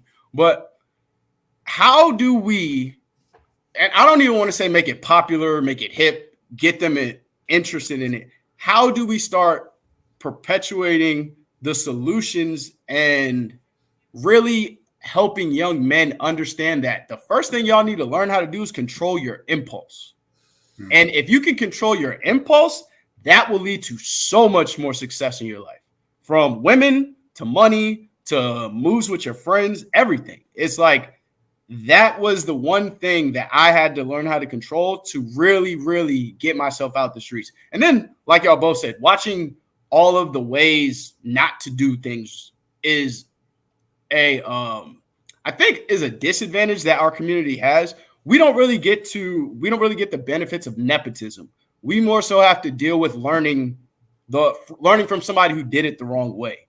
And I want to figure out how we can change that. And so the first thing to me, the nepotism component. If you have something that you can pass down, that means you've curated it properly. And if it's curated properly, it grows. And if it grows, you can feed somebody else off of it. So that's one way, because just like, look, you could do that or you could do this, and I already got the stuff right here. So that helps. The other thing too is the impulse component. I just be letting people go through their impulses and then tell them why they bugging or where they're right. Like, if somebody's spazzing, I usually just let them spaz and just listen for a while. And then it becomes like, yeah, that's cool. All right, now let's go do this. And I knew I had already did that before, but I remember the last time it happened to me, it was a confirmation. I was on the 72-hour course of what I killed, and I was bitching out that joint. Like I almost quit like 3 times in this 72 hours. Like you outside, you sleeping outside. You gotta, secure your own food and water from outside. You rucking for however many miles a day, very minimal sleep. And the little voice, the shaitan whisper and be like, yo, you famous. You don't have to do this. You got an iPhone. Why you need land nav? It's like, well, in hindsight, it's like, well, fucking GPS go out. You need land nav. Like, duh. But in that moment, I was like, yeah, just, and Kill was like, yeah, man. Yeah. So listen, can you plot this points? And it's like that example of like, okay, everything's going to shit in your mind around you, but I'm not letting any of this shit go to shit around me because it's not even real. The story that you're telling yourself is not haven't even happened yet. It's just something you think or you frustrated by. Or like, even if something bad has actually happened, your reaction to it was really going to make it like really bad. There's things that I can distinctively say, damn, I should have handled that differently, right? That's part of the reason why I haven't been on some platforms, because I know I told certain truths or responded in a way where I shouldn't have, and then people start doing the backdoor shit. It's what happens. It's no reason to be upset about it. It's just, oh, we learned the lesson. So for me, I just be letting people get it off and then just like get them back to reality, right? They vent for a moment. Another example is, I remember the first time, I worked out with the guy that I used to work out with. He was dude that did some time, came home. There was this gym that was like in Philly, like it was like a dungeon. And it's like, you didn't even have to be a member. You could just give them $5 a day and just like work out. And the equipment it was a dungeon. And so the dudes that came home, they got different workouts and they, and so I remember I worked out with this dude, Ken. And I would pay him $20 a week to just work out with him, man. And the first time that I worked out with him, we did work out just to see where you at. He do 5 by, that's why I do 5 by 20. I do 5 exercises or 5 sets of 20 reps minimum of each exercise. So if I do 5 exercises on chest, I'm going to do 500 working reps. But anyway, that's where I got that from. And so that was my first time doing it. And it was head to toe. It was squats, just everything. And I wound up like having to go to the bathroom. I had to get on, hit the stall. And I had like a trash can in front of me. So I'm like throwing up while I'm like, taking a smash. Because your body starts to go like, what are you doing? Like, are you insane? So I'm throwing up and all of that. And he comes into the bathroom. He knocks on the stall. And I'm like, yo, bro, I'm pooping and I'm throwing up. And he listened to me and he was like, yeah. All right, come on, let's finish the workout. Let's finish the workout. All of that shit, great. Yeah, this is what happens. Cool. Now let's go. And it's the same concept. You got to be a quiet professional. You got to be none of this that you are thinking is the end of the world. Is the end of the world. None of it. None of it. The proof of that is all of the shit that you thought was the end of the world that you lived through. You're still here and the world's still here. So it's not the end of the fucking world. And just getting people to get that understanding is by you being level-headed, and that over time, they'll start to go like, oh shit, I was bugging. I remember, I was bugging the last time. Let me not do that again. And so to me, that I've had more success with that. We all have mutual friends that I've done that to. I'm just like, oh, yeah, that is crazy. You have an option right now where you could just not do this. You could just park, you know what I'm saying? You could just park the car, bro. God damn. Yeah. You just park the car. Like, you could just go home. You can literally leave that energy right there.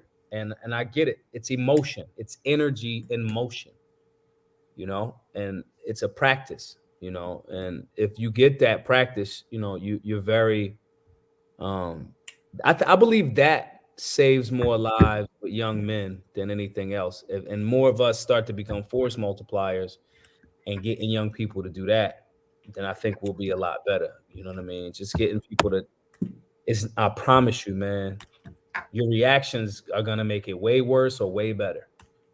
Like, apologize. Like, if somebody steps on my toes, if I'm in the club, more than likely I got a gun on me. More than likely, if they had security, more than likely, especially if I'm in Philly, probably got a gun on me. And if somebody steps on my toes in Philly, I apologize. Oh, my bad, bro. I'm all up on you, bro. My bad. I got my foot under your foot. My bad. And instead of him turning around like, I try to trip him or whatever. And when I'm that humble because I look at him as a reflection of me, right?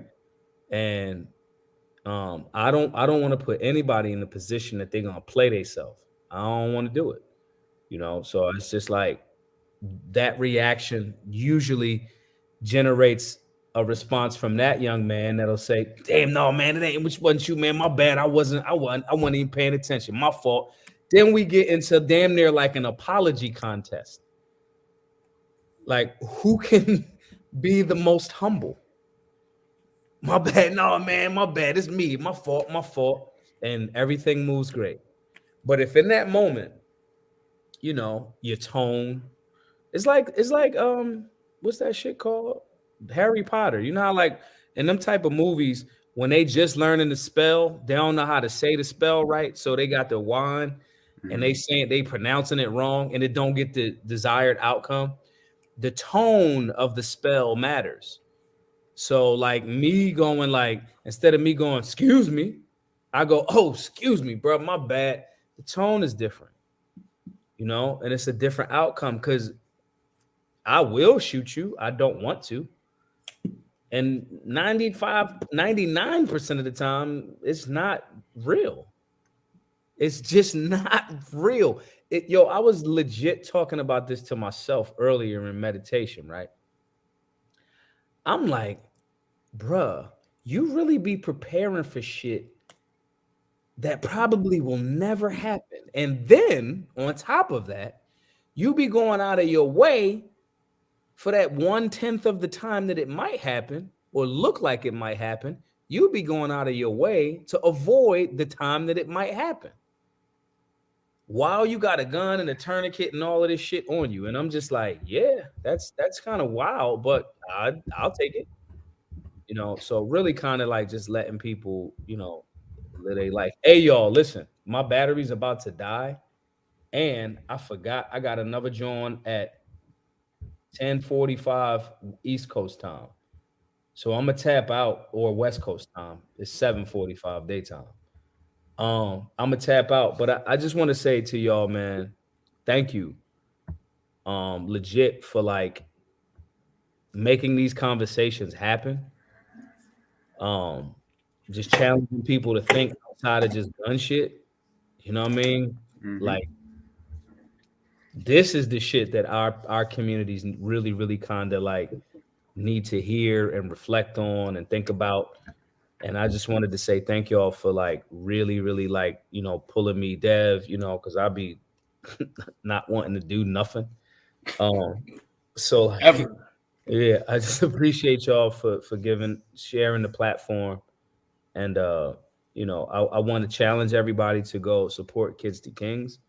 I want to challenge everybody to, listen to and follow some of the wisdom that KD is sharing and has shared for some time now. I want y'all to look into making sure that y'all figuring out ways to support Aiming for the Truth. I want y'all to go buy the Truth pistol. And I just want everybody to be kind to each other. And I hope that you guys have and ladies have pulled something from this conversation between these amazing gentlemen doing amazing things in our communities, man. And we need more of it. So thank y'all for sure. No, brother. Thank you, man. All that love right back to you. Appreciate you. All right, I'm getting out of here because I got to charge this battery. All right, my guy. All right, All right, good peace, seeing you, brother. All right. All right, so that was our good man Maj Teray. And I do know that some people are going to be watching this on repeat. So I'm going to respond to that, Dev, and then we might want to get to talking directly about YSL because it's in the title. I don't want to think it's clickbait. But I'll say this, and to answer the last question. It's really, really hard to repair a moving car, right? So the first thing I want to do if I'm going to help somebody understand how to calm down and analyze the situation is make them be still. All right.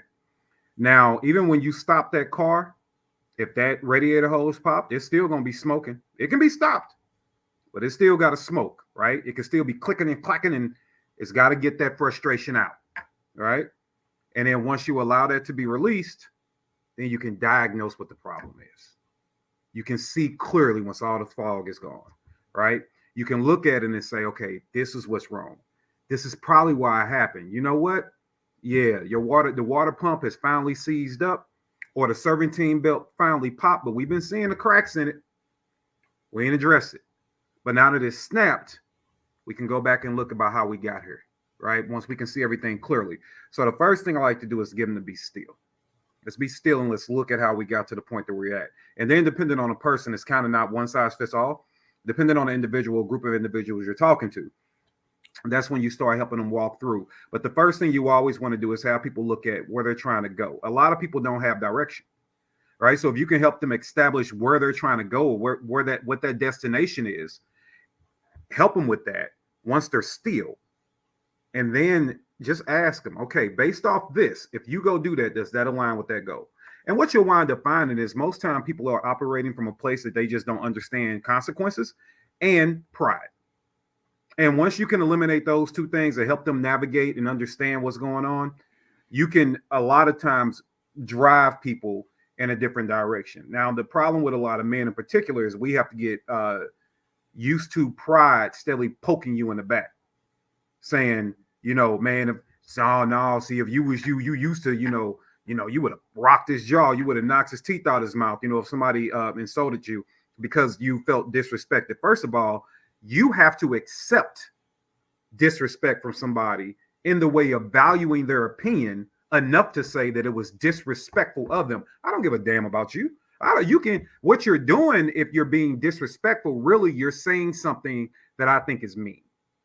Ultimately, right? I think what you're saying is mean. And when you look at it like that, like, do I value you enough? Do I value you enough to allow you to deem what's my respect level? I don't care, right? And what we wind up falling in traps of is people trying, you are so busy as you're trying to grow and elevate, and this can apply across a lot of genres and lived experiences. You're so busy trying to prove to people who you are, you're just proving to them who you aren't. Because when you were whatever age doing whatever actions, and all I gotta do, when you coming out, you tell everybody, boy, back in the day, but see, I changed though. I'm different, right? I used to go to the bars and fight every weekend, or I used to shoot people up, whatever your thing is. I kill people left and right, whatever, military, law enforcement, street stuff, whatever. You have that experience and you're trying to tell people that I have elevated and changed throughout, fluid conversations. And then as soon as somebody comes along and touches that precious little spot on you, you revert right back to that person. Although you've been trying to convince everybody who you are, you really just now proved who you aren't. You never changed, right? So understanding those simple philosophies in the beginning is how I can help people kind of dissect exactly, how they can deal with some of these confrontations. And me and you off camera, and this is something people need to be aware of too. Off camera, we talk about people all the time. All the time. Right? Like if it's something that somebody does, politician, influencer, dude up the street, yeah, as homies, we'll sit and we'll have a conversation. But that conversation is also being hosted in a certain area for a certain reason, right?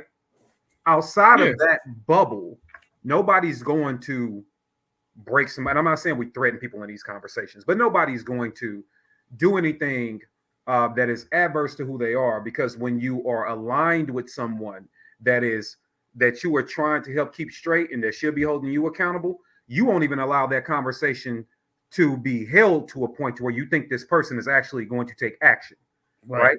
You're just 100%. Allowing them to let that little bit of steam off so it never builds up. Right.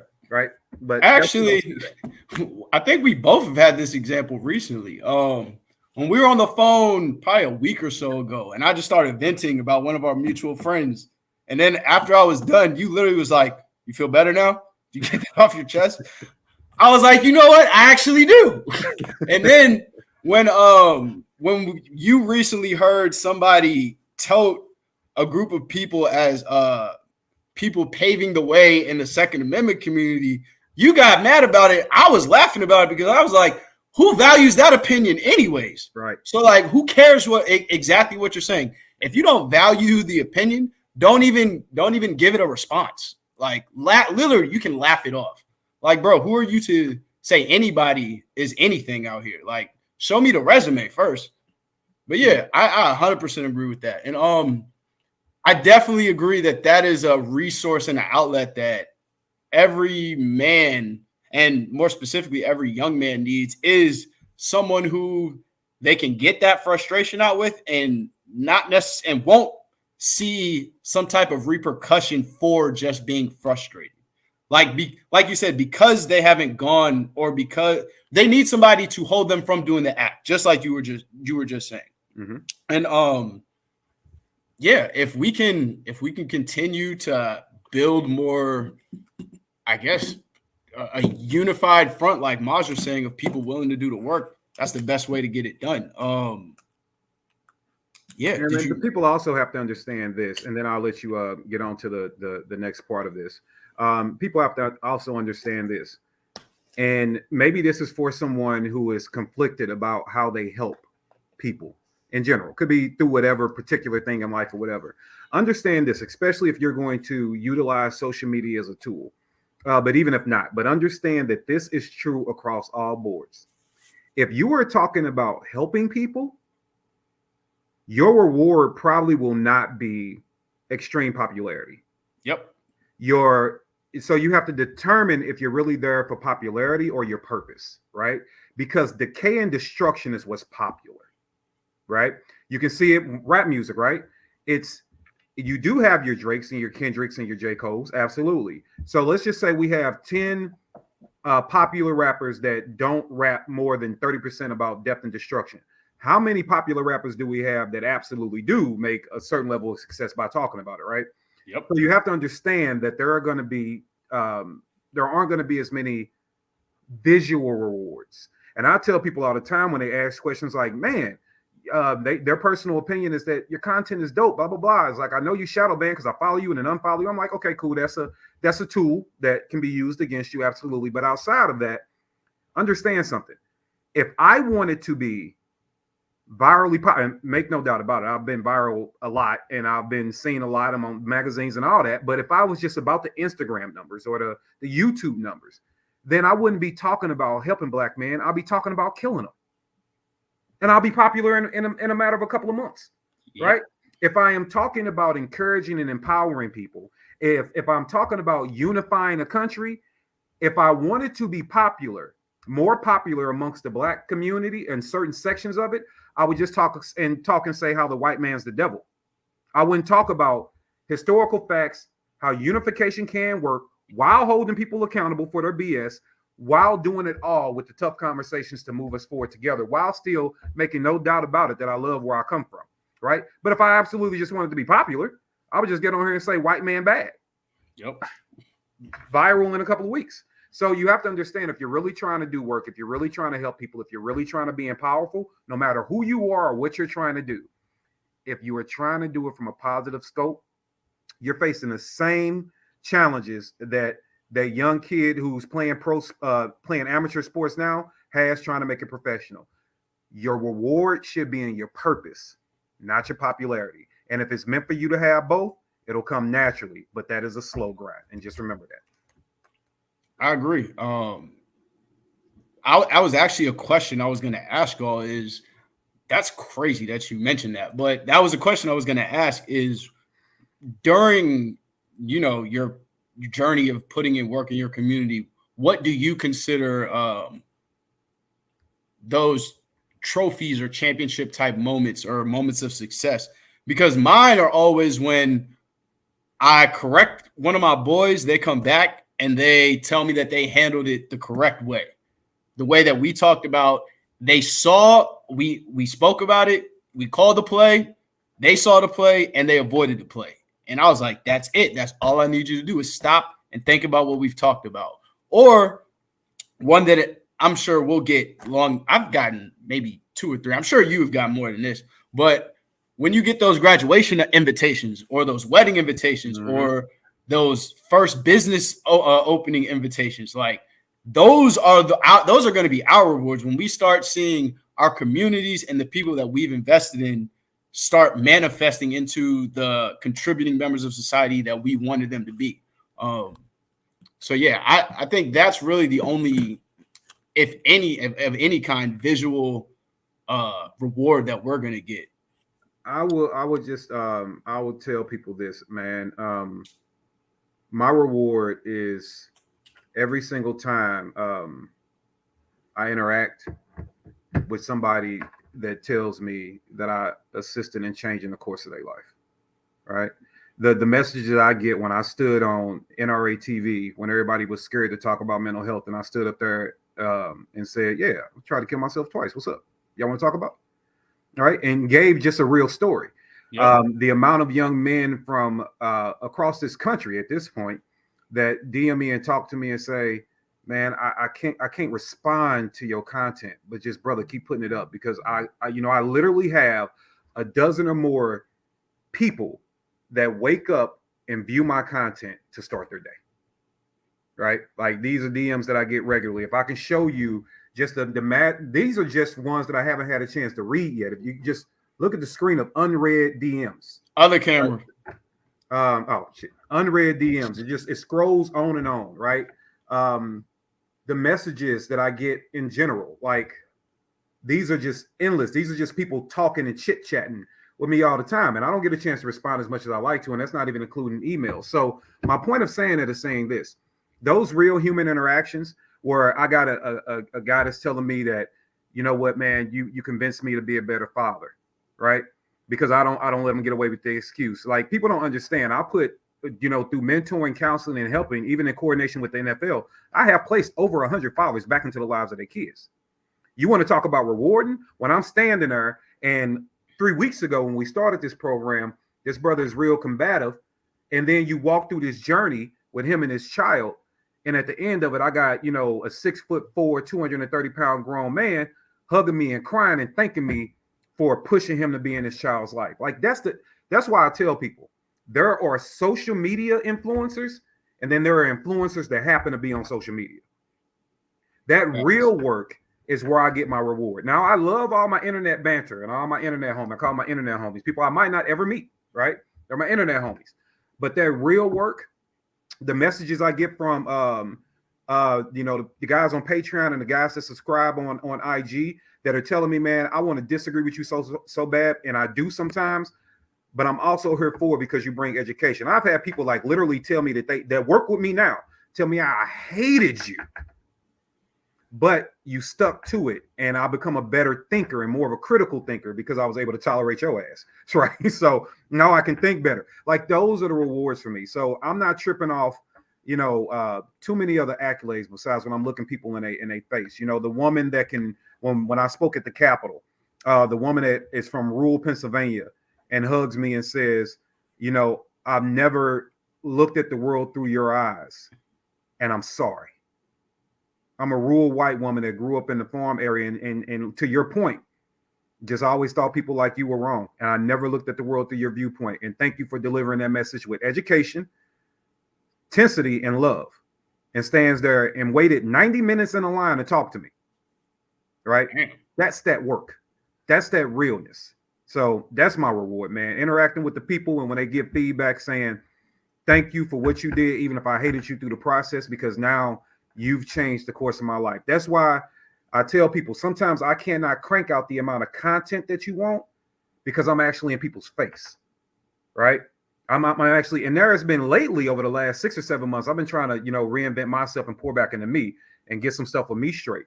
But now that I'm even cranking it back up, I'll give you content, but I'm gonna tell somebody right now, like, if it's a situation going on, or if somebody called me and said we doing something for young men, I'm there. That's the priority. So that's my reward, man. Cool. That's it. So I guess we have to actually get into, like you said, the title of the live. Now, do you want me to play that? You want me to play that little clip, right? Yeah, I ain't gonna play the whole thing, just about 30 seconds of it, explaining where we going with this. Yeah. I mean, I was gonna tell them what we were doing and then let you play the video. You had me look up I got the whole thing. I know. I was gonna talk and then let you play the video and then talk again. Oh, well, go ahead. But essentially, I want to hit the button. So, I didn't mention this earlier, but we all have our own outreach programs. Mine being Kids to Kings here in Atlanta. I actually have a kid in my program whose dad got wrapped up in the YSL indictment, the RICO indictment. And dealing with him one-on-one and then being here in Atlanta and then seeing it all over social media and the internet and everything, it was something in me just wanted to bring this to light, that the rap game in the streets are lying to our young men. And I feel like this is the perfect example of them telling you to be a certain way, to literally what everybody's been saying the whole conversation. They're using you as puppets and as pawns to continue this cycle of degradation, to be honest. Like Maz said, our community pumps death. And I feel like this is a perfect example. Like, these people are actors. These people are not about what they say. It's everything that we talk about all the time offline. Why are you telling people to do this and pumping this to our next generation if you're going to get up on the stand and snitch? So, I mean, you can get into the video now, but we're up to what? About 10 YSL members taking plea deals? I think this video is going to tell us. And this video was taken from, let me get the screen up right. This video was taken from, where is it at? Here it is. Boom. I like to hit the button, present. Share screen. Hold up, I'll be right back. All right, so share screen. All right, guys. So I'm going to share this Chrome tab with you so we can get into what we're talking about.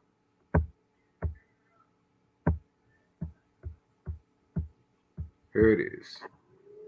El Rico trial. Several defendants in the big gang case involving hip-hop superstar Young Thug are preparing to go home tonight. More than a dozen made plea deals with prosecutors. Channel 2's Michael Sidon's live at the Fulton County Courthouse with all the details. Michael, you've been in the courtroom. Yeah, and Karen, so here's the deal right now. We are right now at 15 defendants, including hip-hop superstar Young Thug, who are preparing to stand trial. But as I left the courtroom, Trontavious Stevens, he and his attorney looked like they were finalizing a plea deal. So if that goes, there will be 14 defendants. We're going to learn more about that in a moment. But first, here's what went down inside the courtroom today. Hip-hop superstar Young Thug back at the court, ready for the final day of hearings before he and more than a dozen co-defendants stand trial in less than 2 weeks. But the day did not go as planned for Young Thug, whose real name is Jeffrey Williams, and his defense team, who planned on calling an expert witness to testify about hip-hop lyrics and the meaning behind them. Williams' defense has claimed that their client's music is an expression of art and should not be used against them during the trial. But the judge postponed the testimony after one of the co-defendants fell ill. After a short recess, the afternoon session focused on 2 potential plea deals, one including a deal with Tenquarius Mender, a deal that prosecutors say if he accepts would allow him to go home tonight. The judge presiding over this case explained to him the benefits of taking that deal. All right, so let me stop the screen share on that. Okay, so now that sets it up. So I believe the total number is it's either 8 or 10 people that have. It's a lot of people that have agreed or taken plea deals in the YSL Young Thug case, which is a RICO trial going on at the state level down here in Atlanta, Georgia. Right. To your point, you said that. I believe this is just a combination of what we're seeing our culture produce. And this is what we're trying to combat more than anything. Yeah, this is and this is the thing with that. Young Thug and this entire YSL situation represent a lot, right? And what I'm gonna focus on, because we already talked earlier kind of about how we feel about, you know, the different influences and et cetera, and you can go back to the earlier parts of the video to hear that. But what I want to talk about in particular is what he's facing and the lie that a lot of young people are being told. So while we were sharing our experiences in life, one thing that I didn't cover is that, you know, I've been dealing with firearms for a long time on a legal level. And that started when I went to the St. Louis City Police Department. And I spent 10 years with the PD and prisoner detainment. That's what I did. And then from there, I went and did executive protection and bodyguarding services. I did all those things. So I did a lot with guns and I did a lot with law enforcement. That was what I did for a long time. And I'm from the area and I speak the language. So I kind of got a understanding of both sides there. I say that for you can understand what I'm about to say moving forward.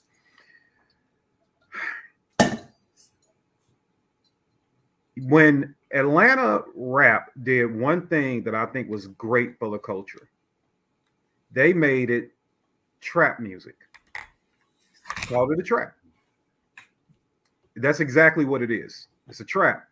So you are trapped and caged inside your mind. So Young Thug is a multimillionaire. Been in the industry, I know, for about a decade. I keep hearing people say. Been in the industry for a decade, has amassed millions of dollars in worldwide fame.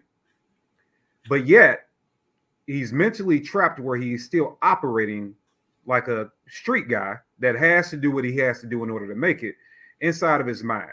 And the fantasy that's painted through the music, the fantasy that's painted through the image, the fantasy that's painted in this trap is that if we do get caught up in something, all my boys gonna ride with me. All my boys gonna fall with me. It's slime life. When, you know, it's all, let me explain something to you. I've been the one that's taken people to those rooms. I've stood in those rooms while the detectives have conducted interviews.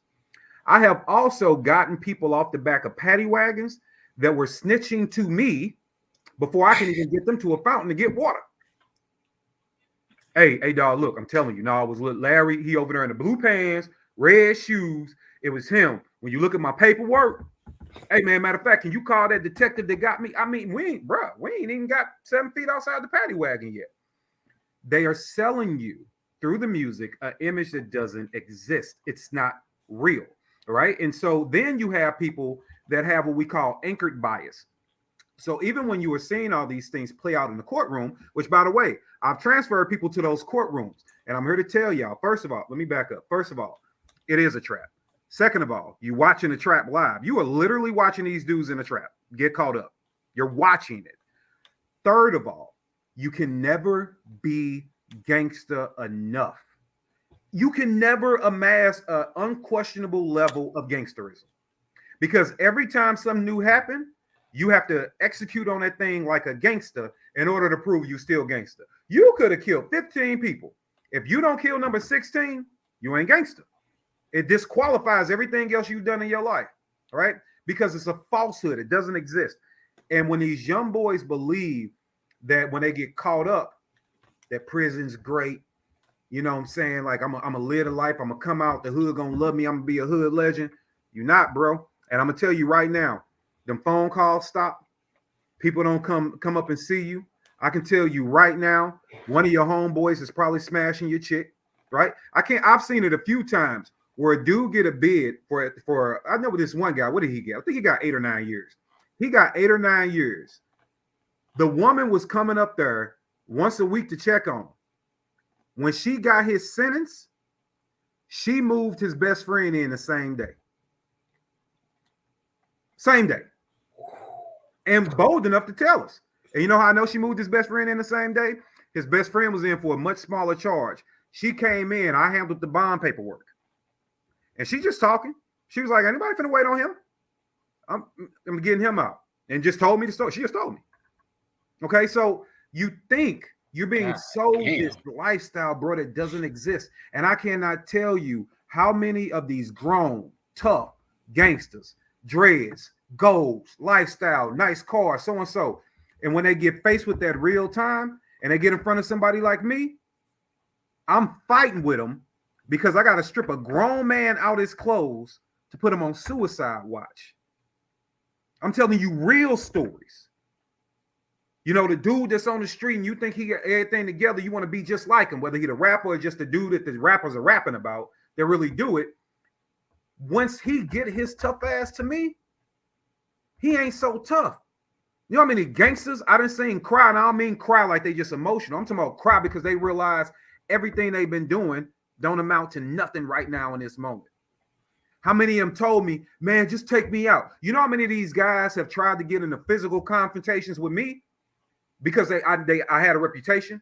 So they're like, oh, if I get into it with old boy, I'm gonna just bang it out because you know I want to die. Matter of fact, first one of y'all come by this tank, we finna mob it up because I don't see value in living anymore. Because when I heard these doors start to close, because we don't do bars no more like that. Now you do steel and fiberglass. So when you hear them things start to shut and you can't hear and that sound gets sucked in that room and you alone with your own thoughts, you thought you were gangster. You thought you were tough. You thought all that mattered. Look, bruh, I done seen you go from suicide watch. I done seen you go from being bent over the sink and everything in between. It's not as tough because when you get in there, you're not just gonna run into some real tough dudes. You're gonna run into some morally corrupt people. Like these are the people that the prisons were actually built for, type people, right? And when you run into those guys, man, you're not living up. You'll be a gangster on the street and a pocket poodle in prison, and that's just the way that it is. So we're watching, and then my homeboy gonna be loyal to me. Look, man. The last guy I showed on that video clip, he was the one that when the judge told him about his plea deal, he smirked at it. He was like, they say, well, you know, you're facing 50. He smirked at it. Guess who took the plea deal? Got 15 years probation. He did. Why wouldn't you? So when we looked at even Gunna, when Gunna was sitting there having that conversation, everybody all of a sudden want to be a lawyer. Oh, the Alford plea. Now everybody know the law. That's what I mean by black folks. We can't know the law from studying it. We can only say we need to know the law when we've been a victim of it, because we can't study to learn how to be. We can't do preventative maintenance, right? It's a cultural thing that's real screwed up. However, I'm like, guys, that's where this anchored bias comes in at. You want to believe so bad that Gunna is such a gangster because of the music he's been putting out, because of the people he hangs with. And I'm not mad at the man for making his money, but let's just keep it a buck. That pressure is different. That's a different pressure. I tell people all the time, you know, detectives go to school to understand how to break your psyche, right? It's a reason why they detectives. They just not good at looking at stuff. They know how to talk to you. They know where to put pressure on you at, right? So you get wrapped up in that sentence. Gunna gets up in front of the court. Everybody all of a sudden understand what an alpha plea is, but they missed this one important thing. They definitely ask you a question. If I cannot prove that you were part of a criminal organization, can I put a RICO on you? No. Kind of difficult, right? So when Gunna, who is rumored to be number 2 in charge, sits in court and says, yeah, YSL gang. Yeah, they operated in criminal activities. Yeah, they did that. Just those 2 statements alone, you have now solidified that if you are a ranking member of what we believe or perceive to be an operating gang, and you're a ranking member of it, you have just confirmed out loud for everybody what we need to know. And then the dominoes fell. Now, am I going to say that people are a snitch? I don't know what they're going to come back to court and say. I have no idea. What I am saying is you at least gave them a piece of information to validate their suspicions, right? In that moment, because you said it out loud. So the last thing, when you're looking at that, young people, I want you to hear me and hear me clear. You got to pay attention to the details and stop living in this damn fantasy. You have to. Same way that my own family member had me out at 10 years old selling dope and wasn't telling me about the consequences. You know, one thing I didn't get a chance to say there, you know why, besides teaching me, you know why he had me go outside and serve? Because what cop was going to come check on a 10-year-old for having a rock on him, right? He knew the police was watching him, but he didn't tell me that. They setting you up from day one. One of the people in this case, I don't know the young man's name, but he's wrapped up in this case, but he's been in jail for some years now, 3, 4 years with no attorney. So how am I part of a criminal organization or alleged criminal organization where the alleged leader of this alleged criminal organization is a multimillionaire with another millionaire right up under him, and I don't have a lawyer? I've been in jail for a minimum of a year on an unrelated charge. This ain't even got nothing to do with the RICO. On an unrelated charge. And I'm associating and I'm kicking it with you, and I'm probably in the club popping bottles and doing all this and smashing all the shorties. You got a $250,000 chain on. I can't get a $30,000 attorney. And I'm telling y'all, that's the way that it rolls out. None of this is real. None of this is real. It is a trap. That was the smartest thing Atlanta could ever say. So you can rock to the music, my man. Bump the beat, feel the vibe. But just understand at the end of the day, it's entertainment, because none of it is real. Matter of fact, every time somebody keep it real, we call them stupid. Remember when T.I. first got caught with all them guns? Now he rapped about having all the guns, and everybody was like, yeah, T.I.P. As soon as he got caught up, that's stupid. Why would you be a multimillionaire and have guns? Right? Y'all are falling for a falsehood. Does not exist. It is not real. And I'm telling you right now, all them big homies, all them OGs, all them cats that tell you they know how to look out for you. First of all, man, ain't nobody touching the money like that. Right? So you busy. Here's something, and I want y'all to hear me on this. Imagine this. Imagine somebody being able to get you to make a move for them for the down payment on a used car. Imagine somebody getting you to make a move that could cost you years out of your life for a down payment on a used car. So you, yourself, the highlight of your life is being the low life of somebody else's. Think about that. The highlight of your life is being the low life of another man. Damn. And you falling for that trick over and over and over again. None of this shit is real. I, with no proof, I don't know none of these dudes personally, but I can tell you from doing bodyguard and security services for a lot of rappers, ain't none of this shit you see real. Maybe the amount of women they sleeping with, that is real. And security get tied up in that. It's a whole thing, right? That is real to a degree. But that continuous gangsterism, why would you think that you say in one breath the American system hates black men, but then they're gonna let you operate a criminal organization in front of their damn face? It's not real. They are allowing you to set yourself up, and then you can't blame nobody but you. So once again, young men, hear me. Hear me.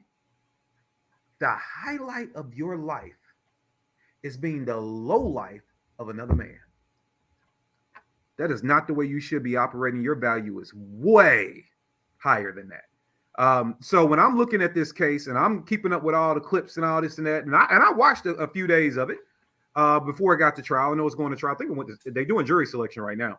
Yeah. And I'm watching it and I'm like, y'all shocked, y'all surprised. And yeah, the young men don't, and nobody's outside of what Gunna said, but nobody has sat on the stand and pointed at Young Thug and said he did this thing. That hasn't happened yet, right? And I can't say that it will happen. What I do know is that they will be called back during this trial, and I do know that they can't plead the fifth. I know that. And Gunna Right. definitely did. He came out when the judge was asking him the questions. When they asked about the drugs in the car, he said that they weren't his, and the only two people in the car were him and Young Thug. I mean, so you might not have said it, but you definitely pointed the finger at him. For sure. You know, this is when you look at that. Let me ask you a question, bro. Think about this. Let's just say liquid assets. You got $3 million. Liquid.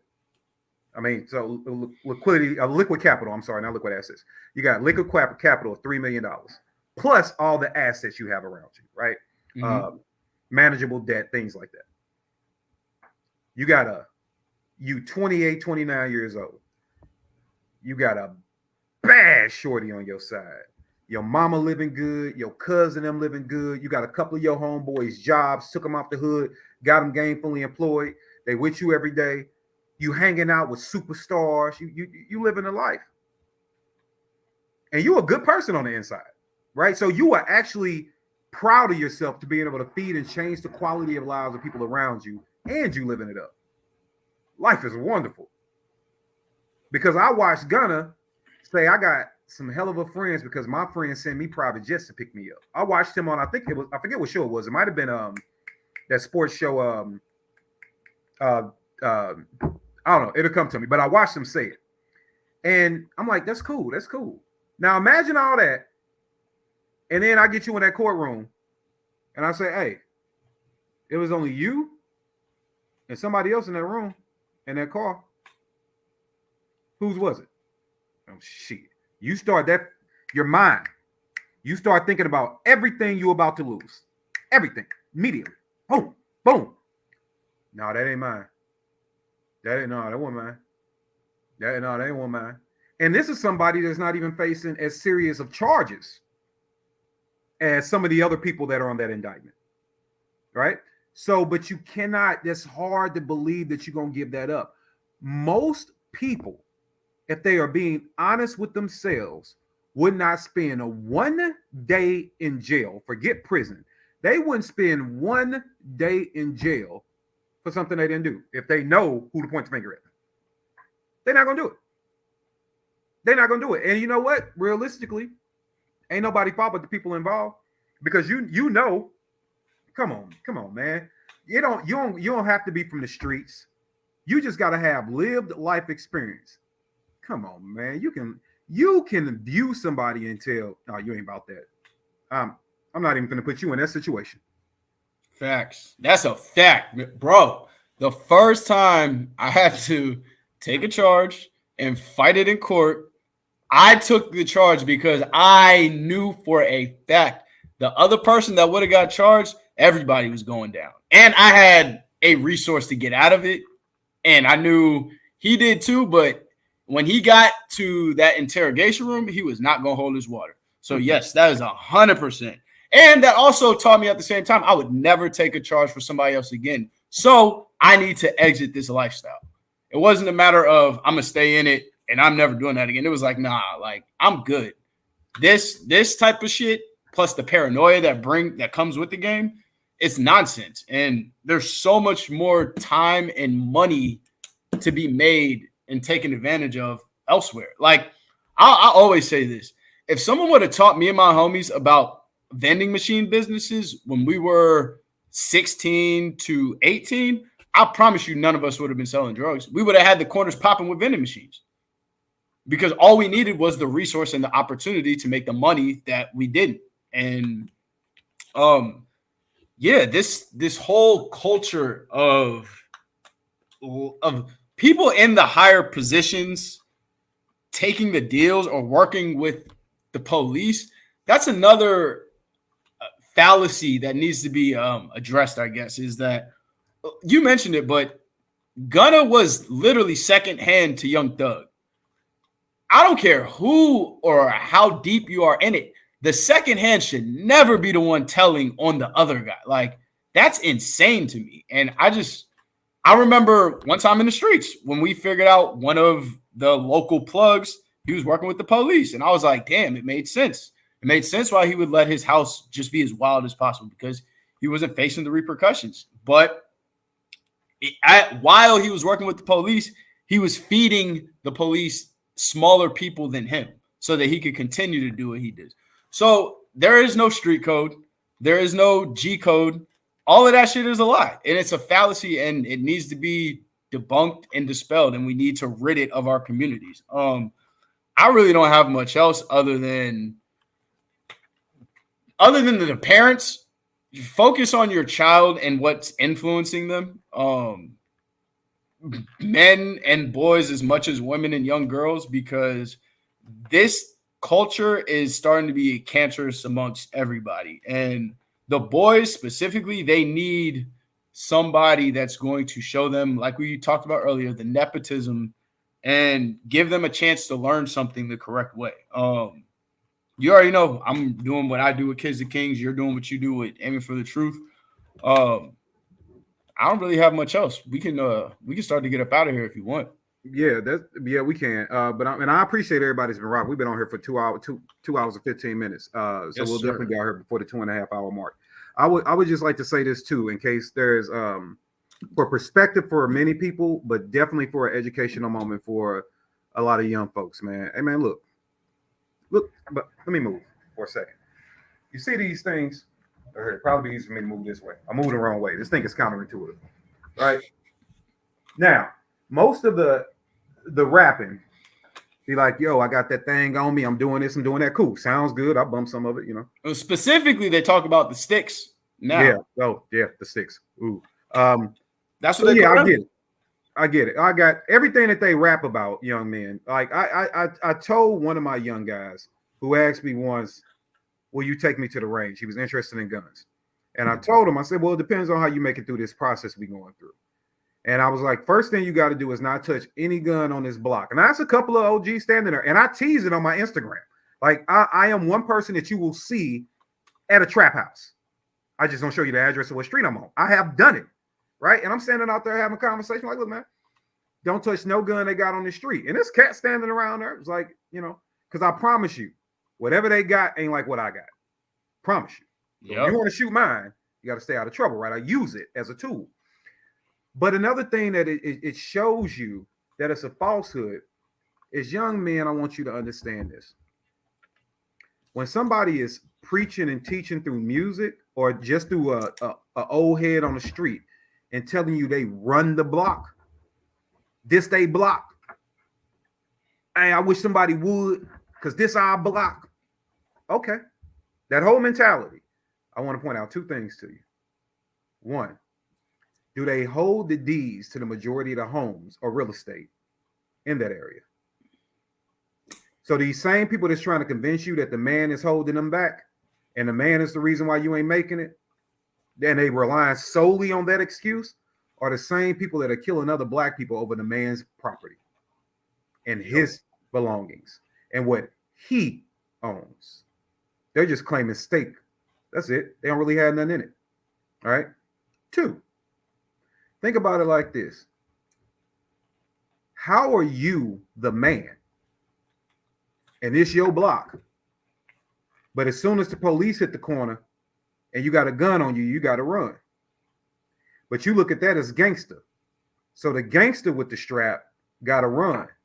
I've stood out in the middle of the hood with ARs across my back and didn't budge. Didn't have to, because I have the knowledge. I know what I can, what I can't do, and I know what I'm willing to do. So I've stood out, didn't have to move. Cop roll up on me. I know how to handle myself. I know how to have a conversation. I know how to educate them on laws, right?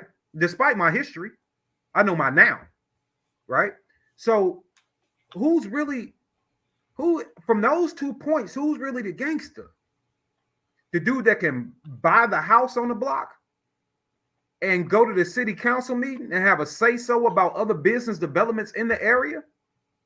That's aware of the moves being made to change the block. And then when law enforcement even come on the street, he ain't running. Matter of fact, the law enforcement got to stop and acknowledge who he is. Who you really think running stuff? You stop letting these guys play this game on you, man. They not running nothing because they try to pull the same game on me. Half them cats that was trying. Well, first of all, the dude that tried to introduce me to the game got executed in the Salvation Army. His right-hand man was shot up 60 times standing on the street corner. I ain't want that fate, right? But as I'm standing right now, I can hold any gun, travel the country, do my thing, I can talk, I can speak free, and I ain't looking over my shoulder because I got so many street beefs and people looking for me. You worried about being a gangster. I want you focused on generations and worrying about being a grandpa. Because that's how you achieve power. And understand this last thing too. If I am the system, right? The collective of the United States of America, the collective. My mama told me something, and I'm pretty sure somebody in y'all lives have told you this too. Your parents, a good mentor, older brother, sister, whatever. Scared people will kill you.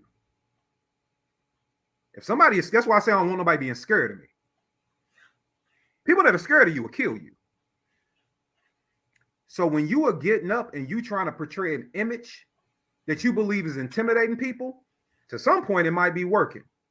And when you scare this collective system is going to kill you. Sometimes that's physically killing you, and sometimes it's putting you somewhere where you die slow.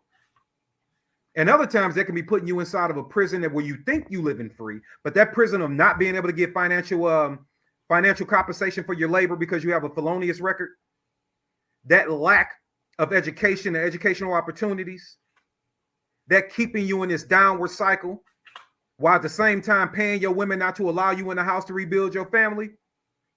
You're just a dead man walking. You living in a prison. You just don't realize that you think you free. Then I'm going to keep you trapped with the influences that I pump to you. I ain't pumping no positive music to you. I ain't pumping no black sheep to you. I'm going to pump murder and death to you. That's what I'm giving you. The tools of self-destruction. There is no system murdering you to the degree that we are talking about. A lot of that outside of the discussion of what the police are involved in and the law enforcement system, and that's a whole nother discussion. What I'm talking about in this isolated moment is the fact that you are allowing yourselves to be murdered. You are actually putting everything in motion. Somebody started it, but now you're just continuing on to work for them. And that OG on the block, let me tell y'all something, because you can't see it now. I can hit my hood, and the ones that are still alive, man, they still sitting on them same corners, bro. They still sitting on the same corners. And I can hop out. I'm like, yo, what's up, man? I knew where to find you. It's been 25 years later. I know where to find you. All you are is now an old dusty ass dude on the block talking about how many chicks you didn't smash, what you used to do, who mama you used to mess with. Man, life then passed you by. These cats are trying to live vicariously through you to get you to be the gangster they never could be. They trying to be entertained by you. They want to see you go out and execute things so they can sit back and judge you later when they drinking a beer sitting in the alley. When you 25, 30-year-old little dudes that's sitting in the alley nodding off on that boy, when you nodding off and then you come back and you sober and you're like, yeah, man, I was out here doing it. You wasn't doing shit, but standing still in your life and laughing at the amount of production you can have. You're making a mockery out of yourselves. A mockery. And then as soon as somebody try to come give you some game, they got to be the square. Ain't shit square about me, fam. Let me keep it a buck with you. I get sex anytime I want it because it's in my bed with me. My kids know they daddy. Ain't nobody coming to visit or drop off shit over here. My kids know they daddy, right? I don't have a Maybach outside, but I got 3 paid for vehicles. I don't live in a jail cell. I live in a 3,200 square foot townhome. And the only reason I'm in a townhome and not my own home is because I was able to sell that asset to help my wife better her career, which is why I'm in this area now. But I had an asset that I could move to further the development of a black woman and her career aspirations. Because see, I'm doing that work. Ain't shit square about me. That gangster that got to run when they run a police, pull up on him with a gun.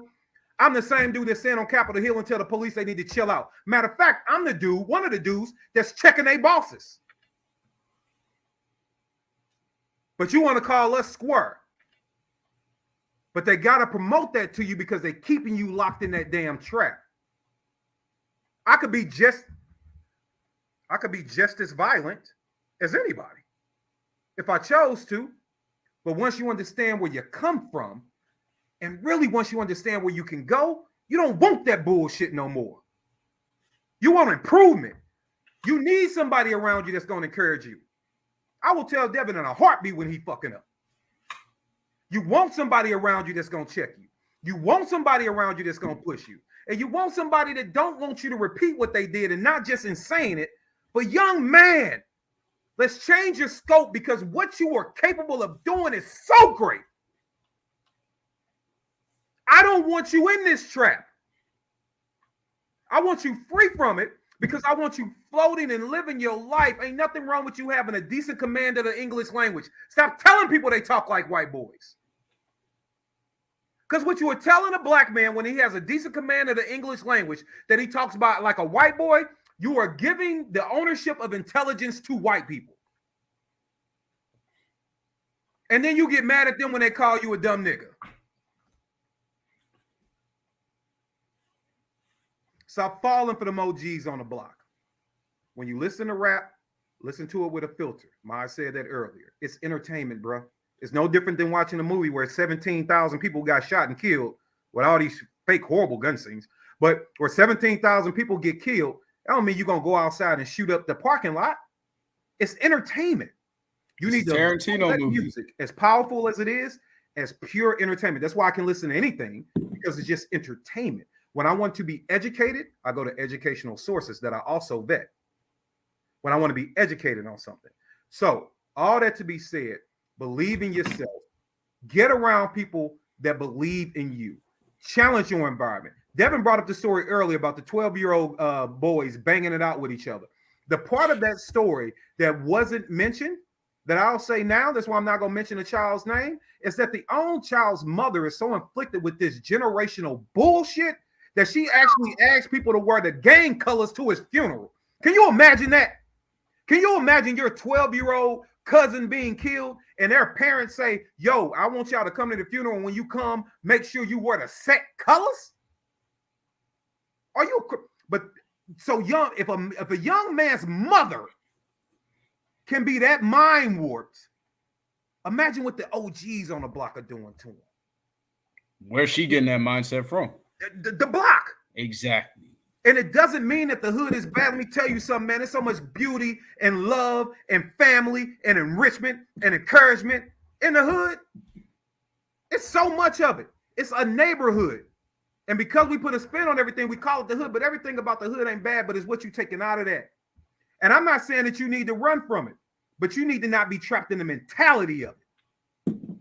Because we've so long We sold. That's why I say it's so ingrained in us. It is more impressive for a young black man to have a rap sheet than it is to have a college degree.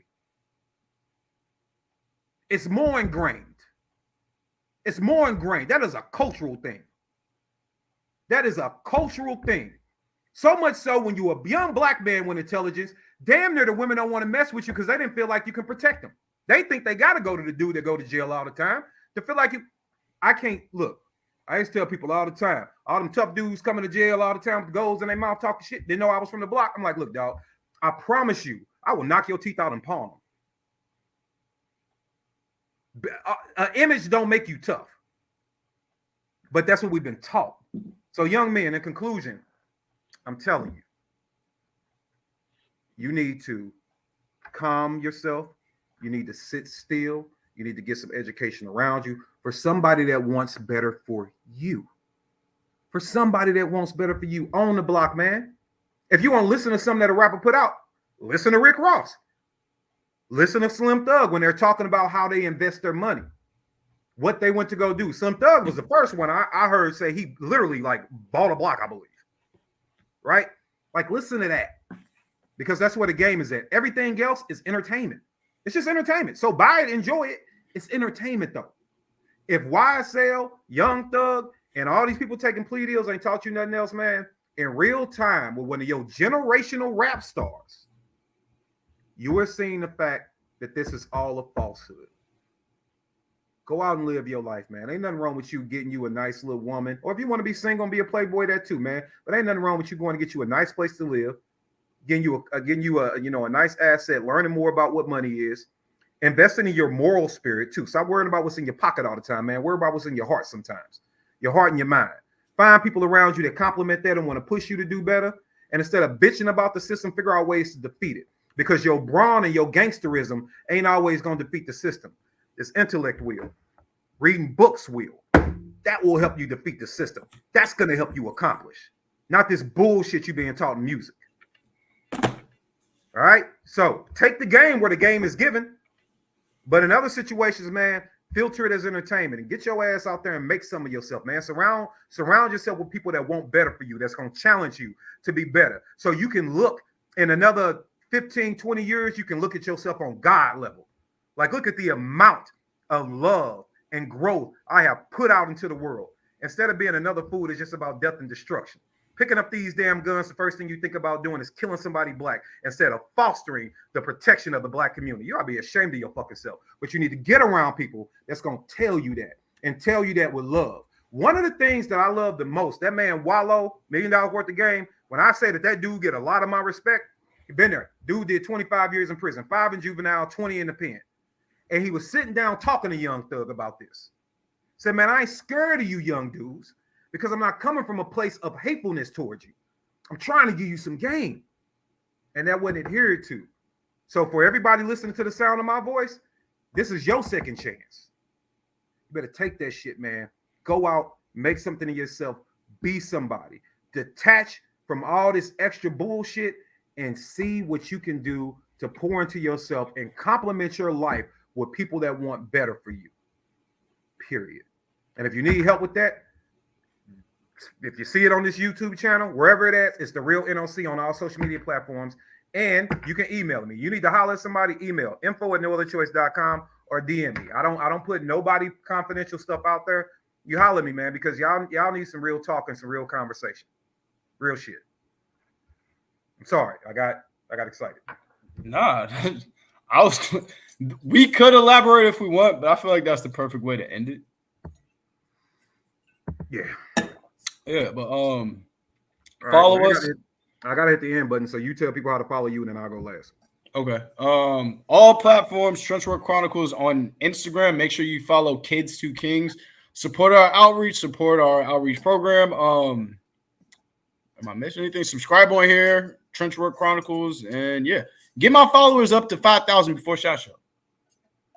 Oh yeah, that'd be a goal. Y'all make sure you like that man. Like his page. You can follow me at, like I said, The Real NOC on all platforms. Be looking out for the Greenwood Project. If you are interested, if you're a person that's interested in helping with our community outreach, location where we are not only doing Second Amendment promotion and professional firearms training, we are also doing community outreach programs via Aiming for the Truth to include, but not be limited to, things like financial literacy, reading and writing. We are going to be having civics courses, family firearms courses, farming, gardening. We're going to have a lot of agricultural things. We're going to have animals out there for the kids. We're going to be doing archery for the children. We're going to be doing a lot of things with the kids and with families, including parental classes, right? So we're going to have all that resume writing, interviewing skills. These are all the things of the Greenwood Project. The Greenwood Project is located 45 to 50 minutes south of Atlanta. And so if you are inclined to donate to that project, please go to gofundme.com/aiming for the truth. And that's where your proceeds will go. You can also follow on Instagram and become a subscriber on the Instagram page, The Real NOC. Or if you prefer Patreon, you can go to Patreon, patreon.com/NOC Firearms, and you can become a Patreon there, and all your resources will go to assist with that. I want to say that I thank you all for staying with us for so long. But this is the work that I know we are both passionate about. I got to tell y'all, man, I like making content. I like doing gun content, and Lord knows I got some stuff coming out for y'all. I can say the same thing for Trench. He's got some things we're working on together and some things he's working on independently. But this is where the heart is. You know, like, this is where the heart is. It's about the help and about the assistance of people. So if you want to be coddled and you just want to be entertained, if that's literally all you want, I'm probably not the page or the spot for you. I still want your follow though, so go give me that. But you might not watch all the content. But if you really want to talk about life and about things that are going to assist in life and things that are outside the scope of even just a gun, you really want to talk about everything else around life, give your man a follow, engage in the discussions, but we can all grow together, man. But it has been 2 hours and 33 minutes at this point, and I think we can call it a wrap. Yeah, good discussion. Yeah, no doubt. Good discussion. Thank you all for tuning in. If you are going to SHOT Show, we'll both see you at SHOT Show. Yeah, so if you're going out there, we'll see you out there. But other than that, guys, peace out. Till next time.